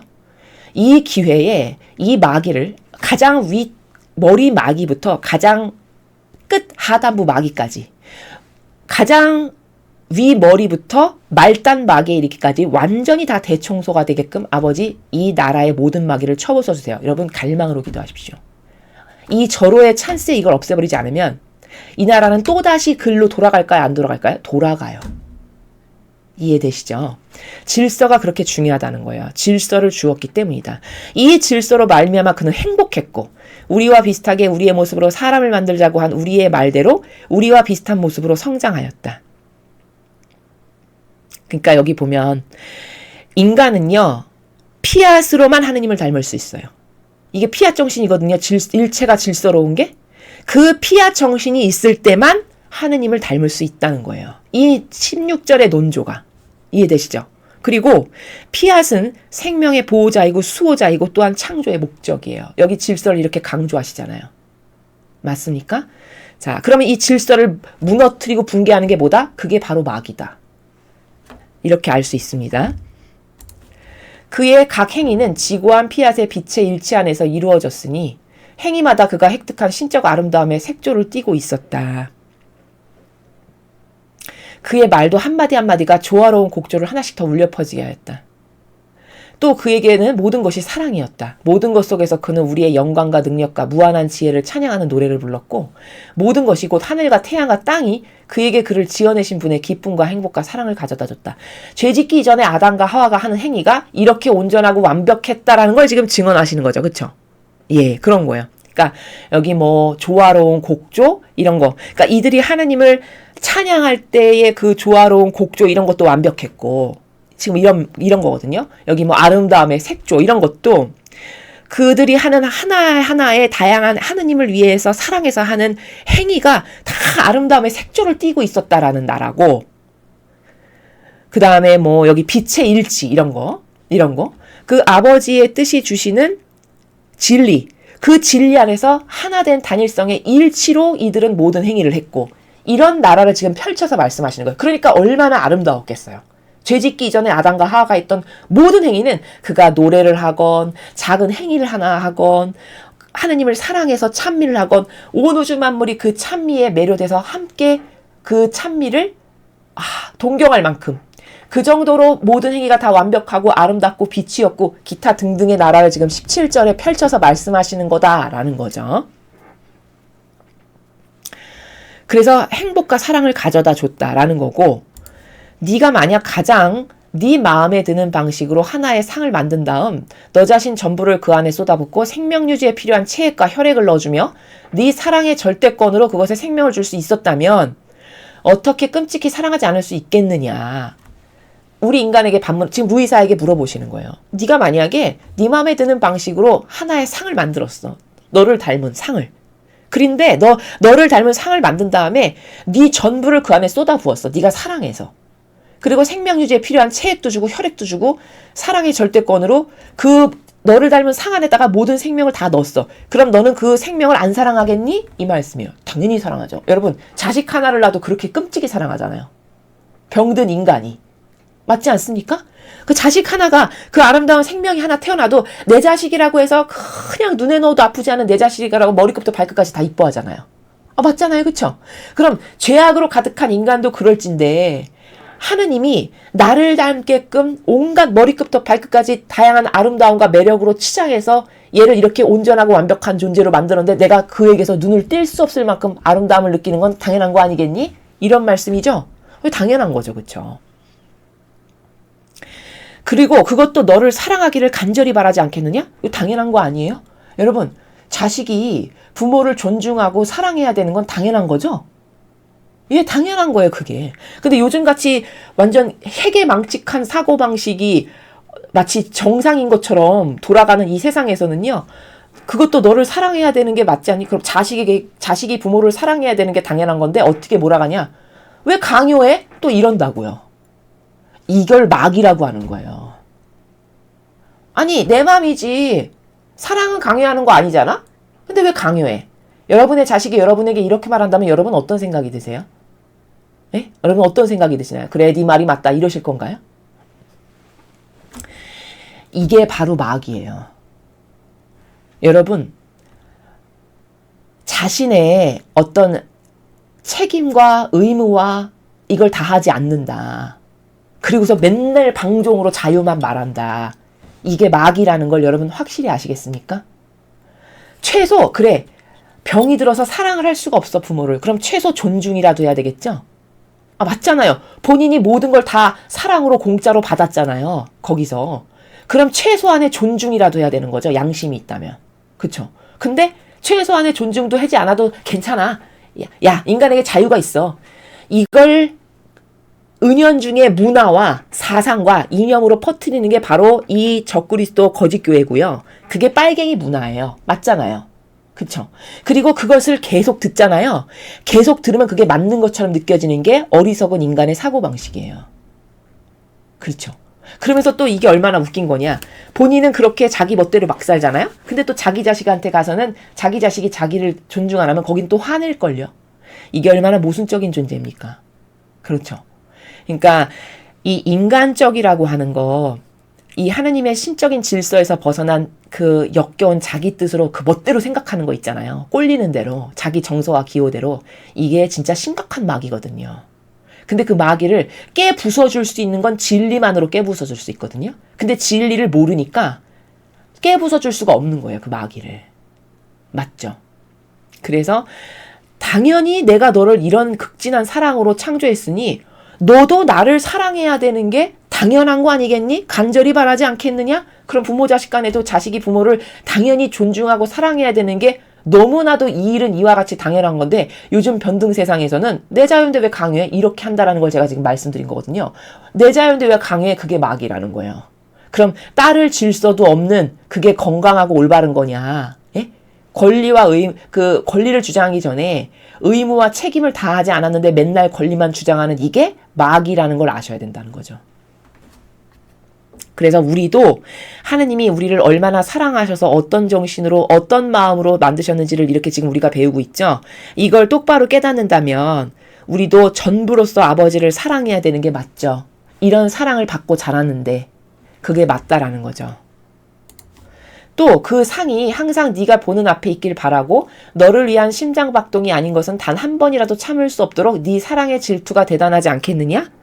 이래서 하느님은 질투의 하느님이라고 말씀하시는 거예요. 요런 부분 때문에. 그러니까 이 질투의 하느님을 또 똑바로 이해해야 되는 게 하도 인간은 비트는 걸 잘해서 어머, 하느님은 질투의 하느님이니까 나는 부모도 사랑하지 말고 남편도 사랑하지 말고 하느님만 사랑해야 되나 봐. 또 이렇게 생각하는 사람 분명히 있거든요. 여러분 그 말이 아니에요. 이 말이요. 이 말이 그 나라가 아닙니다. 이게 무슨 나라냐면요. 이런 거예요. 내가 남편을 사랑하는데 예수님을 사랑하는 마음으로 남편을 사랑하라는 뜻이에요. 이 말이. 그러면 하나님은 그걸 만족하세요. 옳다라고 오히려 기뻐하세요. 자, 여러분, 질투의 하나님이니까 하나님 말고는 아무도 사랑하면 안 돼. 만약에 이 논리가 맞다면 예수님은 성모님을 사랑하셨을까요? 안 하셨을까요? 사랑하셨겠죠. 그렇죠? 근데 하나님은 그럼 예수님이 성모님을 사랑하시는 걸 싫어하셨겠네요. 질투의 하나님이니까. 그게 지금 이 말이 그런 식으로 해석한다면 그렇게 돼야 되는 거잖아요. 논리체계가. 근데 하나님 아버지께서 예수님이 성모님을 사랑하실 때 너 어떻게 나만 사랑해야지 성모 어머니를 사랑할 수가 있어? 이렇게 하셨나요? 아니요. 그런 날 아니라니까요. 오히려 예수님이 성모님을 극진히 공경하고 사랑하면 아버지는 더 기뻐하시는 나라예요. 그럼 이 메커니즘을 알아야 될 거 아니에요. 무슨 메커니즘이니까 그런가. 여기 질투하지 않겠느냐라는 건 뭐냐. 예를 들어 하느님이 선의 세력이다. 우리가 봤을 때, 지금 우리가 이런 진리를 통해서 봤을 때 선의 세력을 아버지를 사랑하는 마음으로 사랑하는 게 옳다라는 거예요. 근데 여기 질투는 그럼 어떨 때 발동하는 거냐? 선의 세력이 아닌 마귀, 그 마귀에게 가서 열렬히 동조하고 협력하고 하나 돼. 그러면 그게 질투의 하느님의 분노가 터져나가는 거예요. 그래서 이게 성경 어디에 나오냐? 우리가 지난 시간에 민수기 학습했죠? 아버지가 너 가서 복수해라. 이런 말씀 하시죠? 그 단죄해라. 누구를? 미디안족을. 그럼 미디안족을 왜 단죄하라고 할까? 가서 왜 보복하라고 할까? 미디안족이 그 여자들이 바로 이스라엘 남자들을 깨어서 바알신을 섬기게 했죠. 이전 앞에서. 그럼 바알신이 마귀잖아요.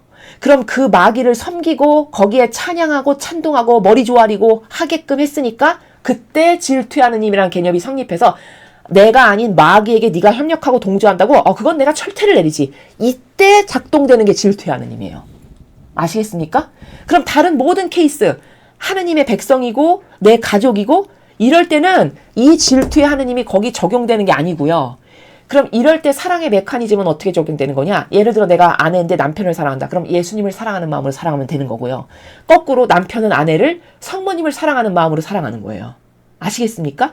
이러면 이게 가장 아름다운 신적 질서에 부합하는 사랑의 나라예요. 이해되시죠? 이러면 하나님이 오히려 기뻐하세요. 아시겠습니까? 사랑의 관점을 잘 이해하셔야 돼요, 여러분. 여기 오해가 많아서 맨날 부작용이 아주 날뛰거든요. 이런 거예요. 여기 말씀하시는 사랑의 질투는 하느님이 아닌 마귀에게 협력하고 동조할 때 사랑의 질투가 뿜어져 나서 그걸 단죄하시는 거지. 그래서 성경에 보면 뭐 바알신 모시고 이상한 거 끌어들여오면 그냥 250명을 땅을 갈라서 묻어버리고 그 자리에서 죽여버리시고 아버지가 그때 그렇게 하시죠. 그게 바로 질투의 하느님은 그때 발동되는 거라는 거예요. 거기 적용되는 거라는 거예요. 악에게 협력하고 동조할 때. 이해가 잘 되셨죠? 그렇지 않은 하느님의 백성이고 가족이고 선의 세력이야. 그럼 그건 더 아버지의 뜻 진리를 중심으로 하나 돼야죠. 사랑하고. 오늘 확실하게 여러분이 아셨으면 좋겠습니다. 자, 여기 사랑의 질투가 나왔기 때문에 제가 지금 말씀을 드렸어요. 그것은 네가 몸소 만든 상 안에서 너 자신을 보기 때문이다. 이 때문에 너를 위한 것이 아니라면 아주 작은 행위에도 번번이 네 가슴이 잡아 찢기는 아픔을 느끼는 것이다. 그러니까 사랑의 질투가 일어난다는 거는 네 자식이 부모인 너에게 너가 얼마나 큰 사랑과 희생과 고통을 감수하면서 그 자식을 위해 사랑하기 위해서 수많은 것을 희생했다라는 걸 안다면 그 희생의 올바른 반향으로 네 자식이 너를 사랑하고 너를 위해서 모든 것을 희생하고 이런 것을 너도 바라는 거 아니겠니? 그리고 그건 당연하다는 거예요. 근데 그렇지 않다. 그러면 가슴이 잡아 찢기는 아픔을 너가 느끼겠지. 너도 나도 그렇단다라는 거죠. 그래서 지금 이 사랑의 나라 19절은 이 사랑도 종류가 굉장히 다양한데 지금 여기 19절에서는 하나된 관계에서의 사랑을 특별히 말씀하시는 거거든요. 하나된 관계.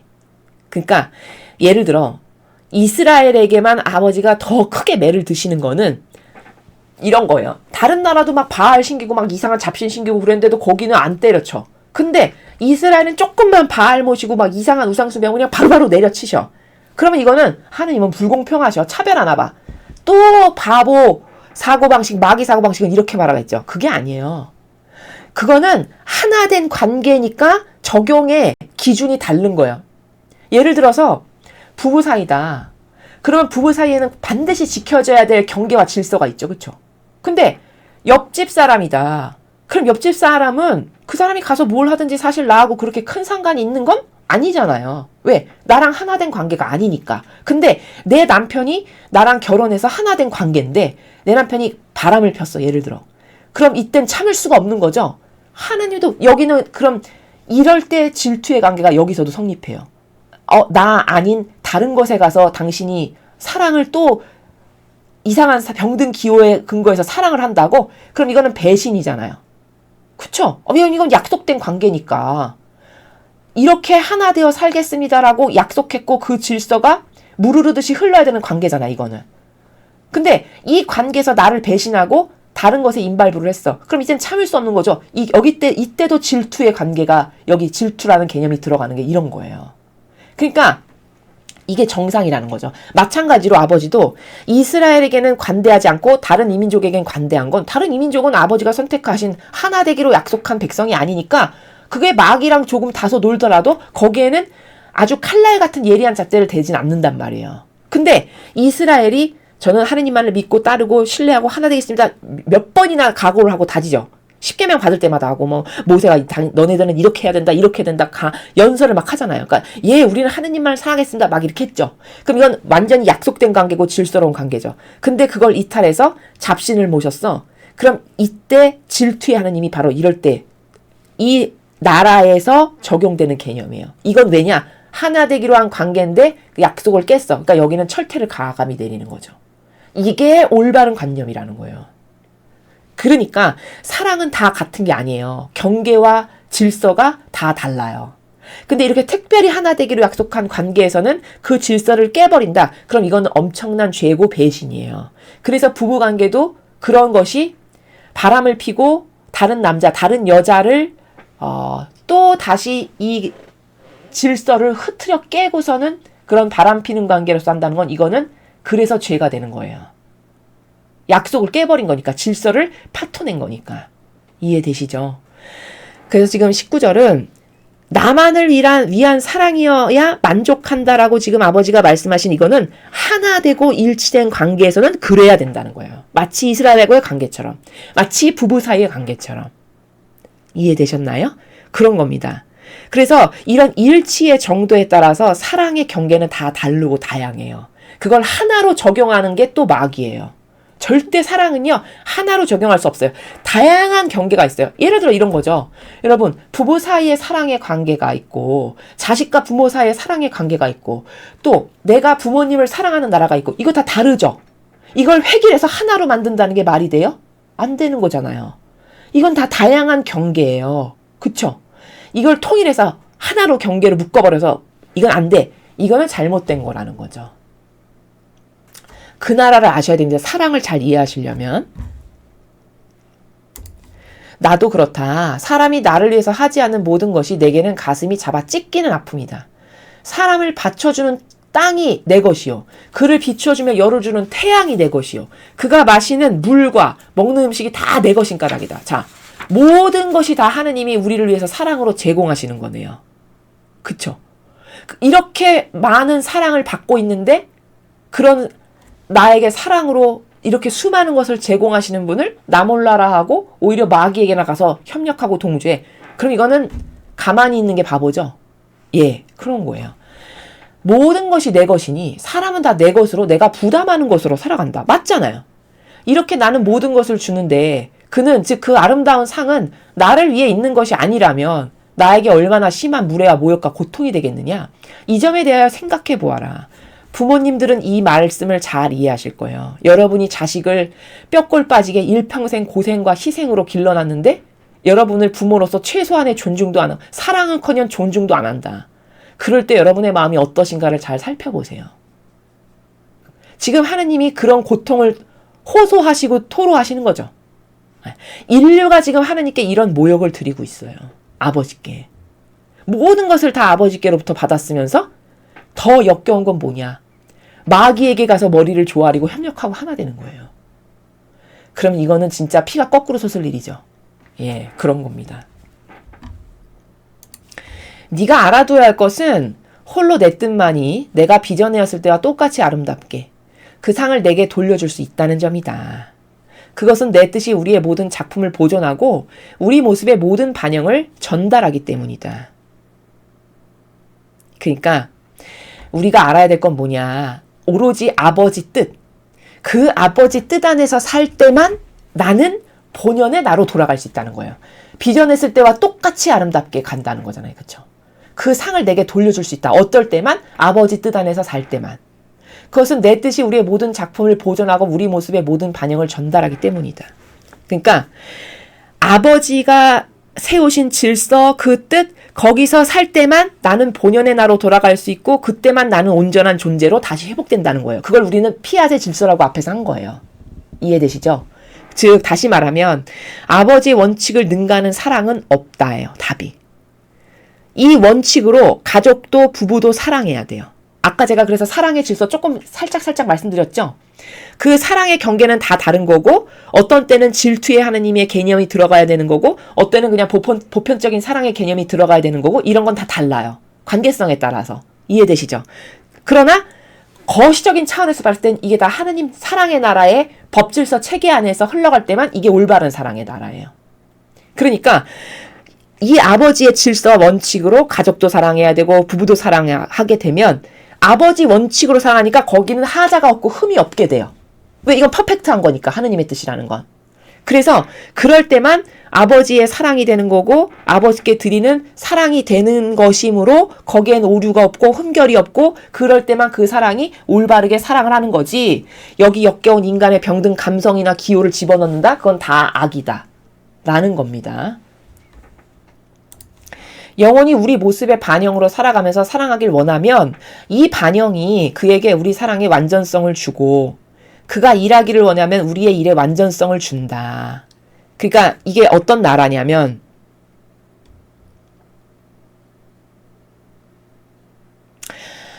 어떤 한 영혼이 우리 모습의 반영으로 살아간다는 게 뭐예요? 피앗의 질서를 받아들이고 아버지 뜻을 받아들여서 그 질서 안에서 살아가기를 원해.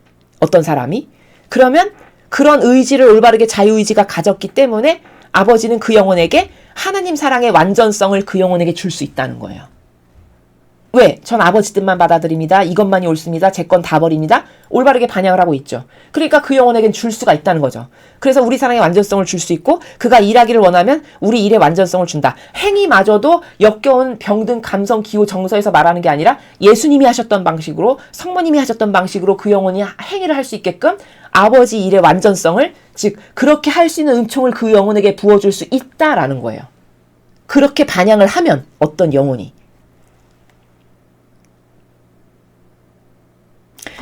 말하자면 그가 행하는 모든 것이 완전해지고 이 완전성이 그를 지어내신 창조주를 매혹할 정도로 다양한 아름다움의 온갖 색조를 그에게 부여하는 것이다. 자, 그렇게 그가 하느님 뜻 안에서 살면서 아버지 뜻만이 옳습니다 하면서 자기 기호정서 경향을 안 따르고 다 버리고 이때 아버지가 어떻게 하셨지? 이때 예수님이 어떻게 하셨지? 이때 성모님이 어떻게 하셨지? 아, 그러니까 나도 이렇게 해야지. 이런 자유의지로 그것을 가동시키고 그 정신과 그 사고방식을 수행하는 사람이 있다. 실제적으로. 그러면 그 영혼은 그가 행하는 모든 것이 완전해진다. 왜 완전해질까? 예수님의 정신으로 하니까 예수님이 하셨을 법한 것만을 이 영혼이 하게 되겠죠. 또 아버지는 그렇게 예수님이 하셨을 법한 것만 할 수 있게끔 은총을 자꾸 주시겠죠. 반향을 똑바로 하니까. 그러면 그 영혼이 행하는 것은 점점 완전해지는 거예요. 맞죠?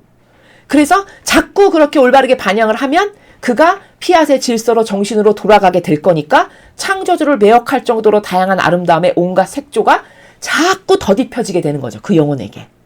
반영을 잘하니까 아버지가 이것도 주시고 이것도 주시고 이것도 주시고 제복에 제가 완전 질서롭구나 이것도 주고 이렇게 그러니까 점점 본연의 자신을 찾고 피앗의 질서에 완벽하게 회복되는 이런 아름다운 영혼이 될 거다라는 걸 말씀하시는 겁니다. 지금 여기서. 그러니까 예수님의 정신으로 아버지 뜻을 행해야 되고 성모님의 정신으로 아버지 뜻을 행해야 돼요. 그렇지 않은 인간의 착해 보이는 어떤 병든 잡이 있죠.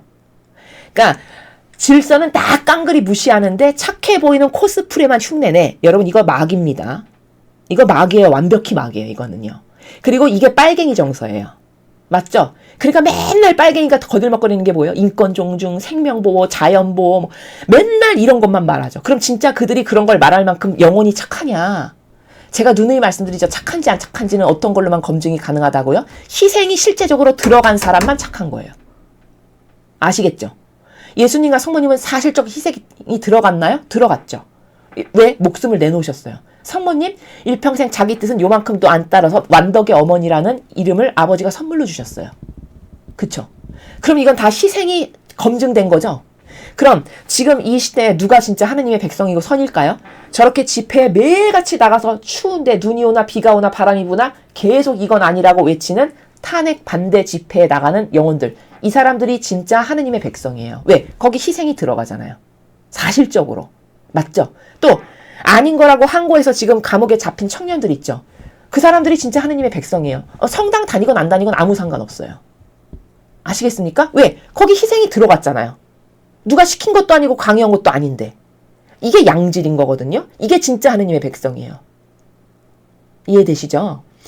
이렇게 하느님은 그런 것만 보세요. 실제적으로 제가 나를 사랑해서 어떤 걸 하나. 그리고 그것을 가지고 검증받아서 죽고 나서 갈라라가 결정되는 거예요. 그럼 지금 이때 밀과 가라지 갈라지듯이 완벽히 갈라지겠죠. 이런 정국일 때는 더더욱 어디에 협력하고 동조하는지는 하느님은 작고 미세한 것만 보시거든요. 예. 지금 우리가 살아가는 이 시대가 누가 하느님의 백성이고 누가 마귀 자식인지가 완벽하게 갈리는 시대예요. 여러분 댓글 하나를 쓰는 것만 봐도요. 이 사람이 마귀 자식인지 이게 하느님의 백성인지 다 알 수 있죠. 여러분도 아시겠죠? 그렇죠? 그럼 그 댓글 그 사람은 별거 아니라고 썼을 거 아니에요. 그냥 무심하게. 그 댓글 쓴 것까지도 아버지는 다 마치 사진으로 캡처 뜨듯이 다 기록돼 있어요. 아시겠습니까? 얼마나 무서운 나라인지 아시겠어요? 바늘 끝 하나도 통과할 수 없는 나라예요. 거저? 공짜? 이런 건 있을 수 없는 나라예요. 아시겠죠? 그러니까 우리가 이럴 때 어떻게 반향하고 누구랑 하나 될 건가를 잘 결정하셔야 돼요. 당락이 결정된다 이런 말 있죠, 세상에.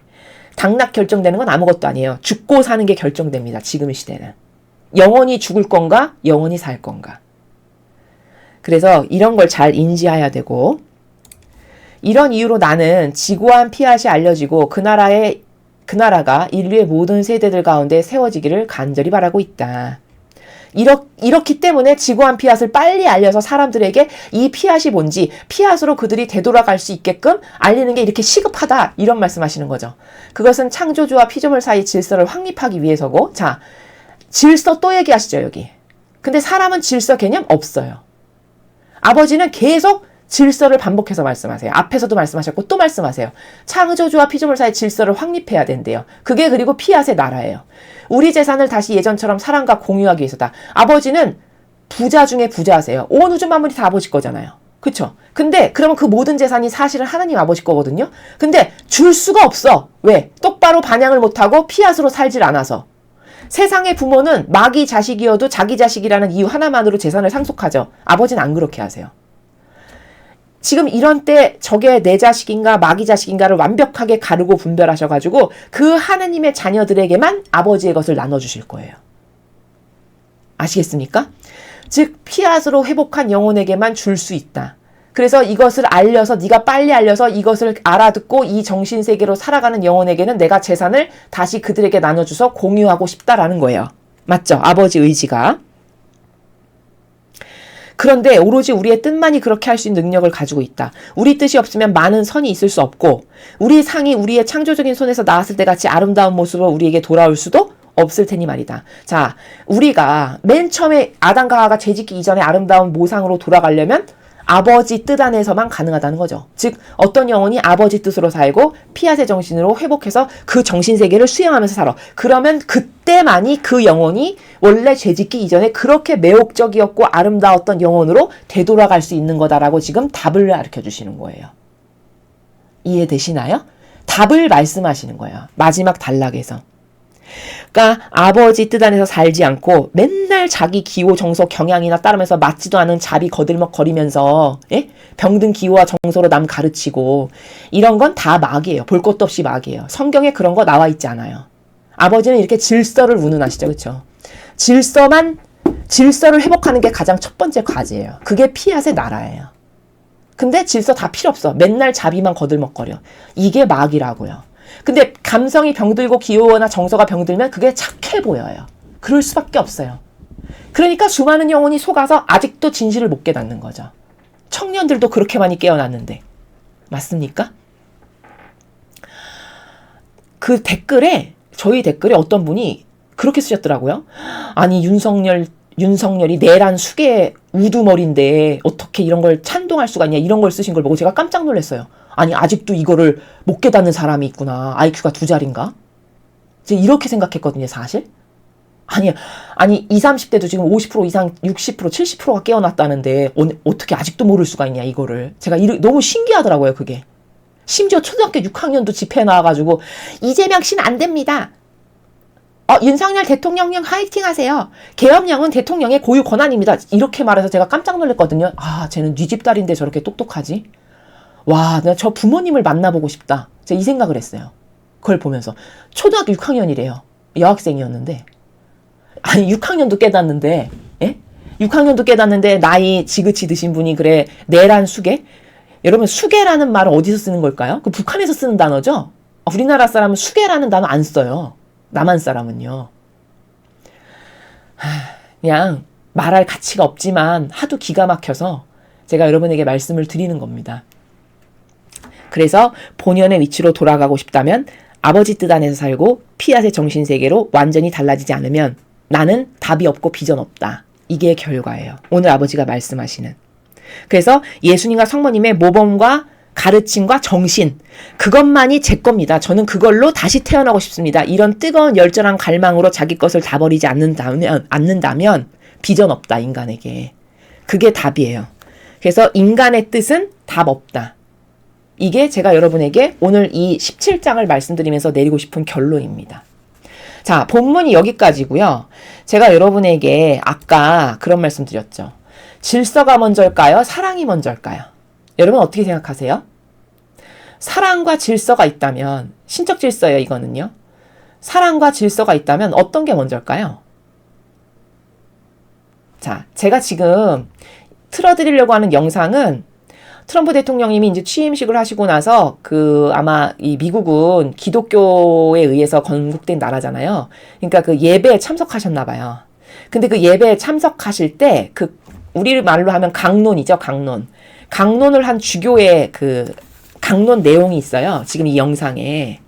여러분은 이 강론 영상을 잘 들으시고 저게 선의 말일까 마귀의 말일까를 지금부터 분별해 보십시오. 그리고 만약에 여러분이 저게 마귀의 말이라고 판단이 드셨잖아요.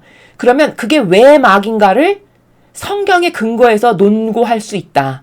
그러면 여러분은 학습 많이 되신 거예요. 제가 지금 이거 영상 왜 트냐. 이거를 보고 이게 마귀인데 왜 마귀인가를 병든 기호와 정서, 그냥 막연한 나라에서 말하면 지거든요. 마귀하고의 싸움에서. 성경에 근거해서 왜 마귀인지를 말할 수 있어야 돼요. 제가 그걸 말씀드리려고 지금 이 영상을 준비했습니다. 자, 한번 보시죠. On the people in our country who are scared now. Again, my warm welcome. Let me make one. 자, 필요한 부분부터 제가 설교의 내용만 여러분에게 지금 보여드리도록 하겠습니다. One final plea, Mr. President. Millions have put their trust in you. And as you told the nation yesterday, you have felt the providential hand of a loving God.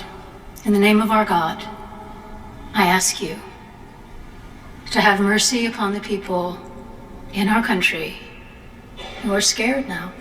There are gay, lesbian, and transgender children in Democratic, Republican, and independent families.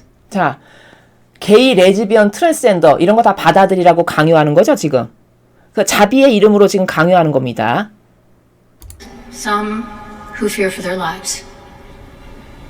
And the people who pick our crops and clean our office buildings, who labor in poultry farms and meatpacking plants, who wash the dishes after we eat in restaurants and work the night shifts in hospitals, they may not be citizens or have the proper documentation, but the vast majority of immigrants are not criminals. They pay taxes and our good neighbors. They are faithful members of our churches and mosques, synagogues, wadara, and temples. I ask you to have mercy, Mr. President, on those in our communities whose children fear that their parents will be taken away. 자, 부모를 잃을까봐 두려워하는 아이들, 전쟁과 박해를 피해서 온 사람들, 엄청 착한 척 지금 자비를 강요하는 거죠. 지금 이 워싱턴 교구 주교라고 하는 사람이. And that you help those who are fleeing war zones and persecution in their own lands to find compassion and welcome here. Our God teaches us that we are to be merciful to the stranger, for we were all once strangers in this land. May God grant us the strength and courage to honor the dignity of every human being, to speak the truth to one another in love, and walk humbly with each other and our God for the good of all people in this nation and the world. 자, 이게 내용이에요. 지금까지 이 주교라는 사람이 한 말. 그럼 여러분, 지금 여기서 질서는 하나도 말 안 하고 있습니다. 맞죠? 오로지 뭐만 말하고 있죠? 자비만 말하고 있어요. 즉 사랑만 계속 강요하죠. 그러면서 아까 뭐 레즈비언 뭐 무슨 이상한 그런 사람들 그것도 다 받아들여야 된다는 거 아니에요. 자비와 사랑이 중요하니까. 그럼 여러분 제가 그래서 서두에 말씀드린 거예요. 질서가 먼저입니까? 사랑이 먼저입니까? 어떤 게 먼저입니까? 질서가 먼저예요. 자, 왜냐? 그럼 제가 사실적인 아주 현실적인 걸로 여러분에게 입증을 할게요. 자, 결혼을 한 부부가 있어요. 그러면 그 부부 사이에는 하나 되기로 약속된 관계죠. 그게 곧 질서입니다. 앞으로 하나 되어서 평생을 사랑하고 서로 존중하기를 약속된 관계예요. 근데 어느 날 남자가 옆집 여자가 보니까 너무 매력적이고 아름다워서 사랑이 죄는 아니잖아 이러면서 옆집 여자랑 바람을 폈어. 그럼 이게 합법화돼야 된다는 논리예요. 지금 이 말은. 여러분 어떻게 생각하십니까? 그럼 그 관계에서 질서가 먼저예요? 사랑이 먼저예요? 당연히 질서가 먼저죠. 그쵸? 근데 여기 지금 그 질서는 깡그리 무시하고 하나도 얘기하지 않고 끊임없이 착한 척을 하면서 자비를 강요하는 거예요. 이게 전형적인 거짓 교회 수법입니다. 여러분 납득되고 이해되시나요? 근데 하느님은 어떻게 하셨냐? 바벨탑 사건이 있었죠. 그 바벨탑 사건 이후로 하느님은 어떻게 살라고 인류에게 명령을 내리신 거예요? 다 말을 다 다르게 해서 다 따로따로 그 전까지는 하나로 살게끔 했는데 말을 다 다르게 쓰게 해가지고 경계를 가지고 나눠 살게끔 하셨어요. 아, 얘네들을 하나로 놔뒀다가는 얘네들은 큰일 날 애들이구나. 아, 신도 다 뛰어넘고 그냥 자기를 신처럼 떠받들면서 우상처럼 하면서 살 애들이구나. 이걸 간파하신 다음에는 인류가 서로 다른 언어를 쓰게끔 해가지고 경계를 가지고 다 따로따로 살게끔 하신 게 성경에 나오죠. 그럼 그게 하느님의 법이고 질서입니다. 그러면 지금 트럼프 대통령이 하는 건 왜 옳죠? 그 질서를 세우겠다는 거예요. 맞습니까? 그 질서를 세우고 자비는 그 다음 문제예요. 자, 그 질서를 지키려고 해. 그런 가운데 피치 못할 상황 같은 것들이 있으면 그걸 뭐 개별적으로 검토를 한다든가 이렇게 할 수는 있겠지만 질서를 깡그리 다 무시해. 그런 다음에 다 받아들여. 하느님은 사랑이시니까. 이건 완전 하느님하고 다른 마귀라는 거예요. 근데 하느님은 성경에서 바벨탑 사건을 보면 다 갈르셨어요. 말을 다르게 해서. 그럼 이건 그 하느님의 질서와 법을 따라야 되는 거예요. 근데 마귀의 공통점이 뭐냐? 질서를 말 안 해요. 근데 우리가 오늘 배웠다시피 피앗은 질서다. 질서를 되돌려야 된다. 누누이 강조하시죠? 맞죠? 이 나라도 지금 이 탄핵 사건이 왜 있는 겁니까? 그냥 무질서가 난무해서요. 그냥 대통령 관저에 소방차 불러가지고 막 물 뿌리고 막 뜯어내고 이렇게 해도 아무도 말릴 수 있는 사람이 없어요. 무질서 자체죠. 이거는 완전히 하느님의 다스림의 법칙하고는 다른 거예요. 그래서 제가 여러분이 납득이 쉽게 하시려고 아니 그렇게 질서보다 사랑이 우선이면 부부 사이 관계도 다 파토내고 다 바람 펴야지. 그래도 다 수용하고 받아들여야지. 그래서 그런 마귀 세력의 지배에서 이 나라의 강간법이 없어진 거 아닙니까? 간통법이? 간통법이 그래서 없어진 거잖아요. 맞죠? 그러니까 이런 게 다 마귀예요. 근데 사람의 정서나 기호가 병들잖아요. 그럼 오늘 이 주교가 한 말이 너무 옳게 들려. 그래, 사람이 자비로워야 돼. 하느님은 사랑이지라고 했어. 그 사랑이 무슨 사랑인지도 모르고 질서를 깡그리 무시한 채 사랑만 운운하는 거, 이건 마귀다. 여러분에게 사실적으로 알려드리려고 마침 이 영상이 오늘 떴더라고요. 제가 보니까. 그래서 이거 굉장히 좋은 학습 자료가 되겠다 싶어서 여러분에게 말씀을 드리려고 제가 가져온 겁니다.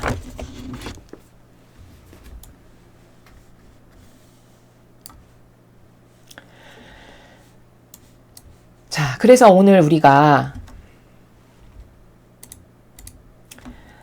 배운 것은 도대체 뭐냐? 20권 17장의 내용. 인간은 어떨 때만 온전한 자신이 된다? 피앗으로 돌아갈 때. 피앗은 질서다. 본연의 자신의 위치의 질서에 맞게 살아가야 된다. 그 나라에서 합당하게 반영을 하면서 살아가야 된다. 그래야 맨 처음에 아버지께서 만드셨던 모상으로 똑바로 되돌아갈 수 있다. 그냥 한 문장으로 요약하면 이겁니다. 그런데 세상은 그 질서를 얼마나 깡그리 무시하고 병든 자비로 남에게 그 자비를 강요하냐. 그 대표적인 예를 교회 주교라고 하는 사람이 하는 발언을 통해서 여러분이 눈으로 확인을 하신 거예요. 그렇게 사랑이 먼저라면 모든 세상의 질서는 다 깡그리 무시해야죠.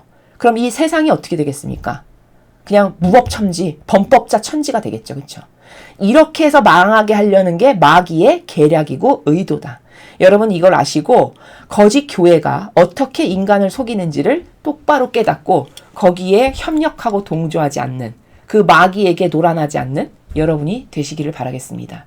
이상으로 천상의 책 20권 17장 해설 강의를 마치겠습니다. 감사합니다.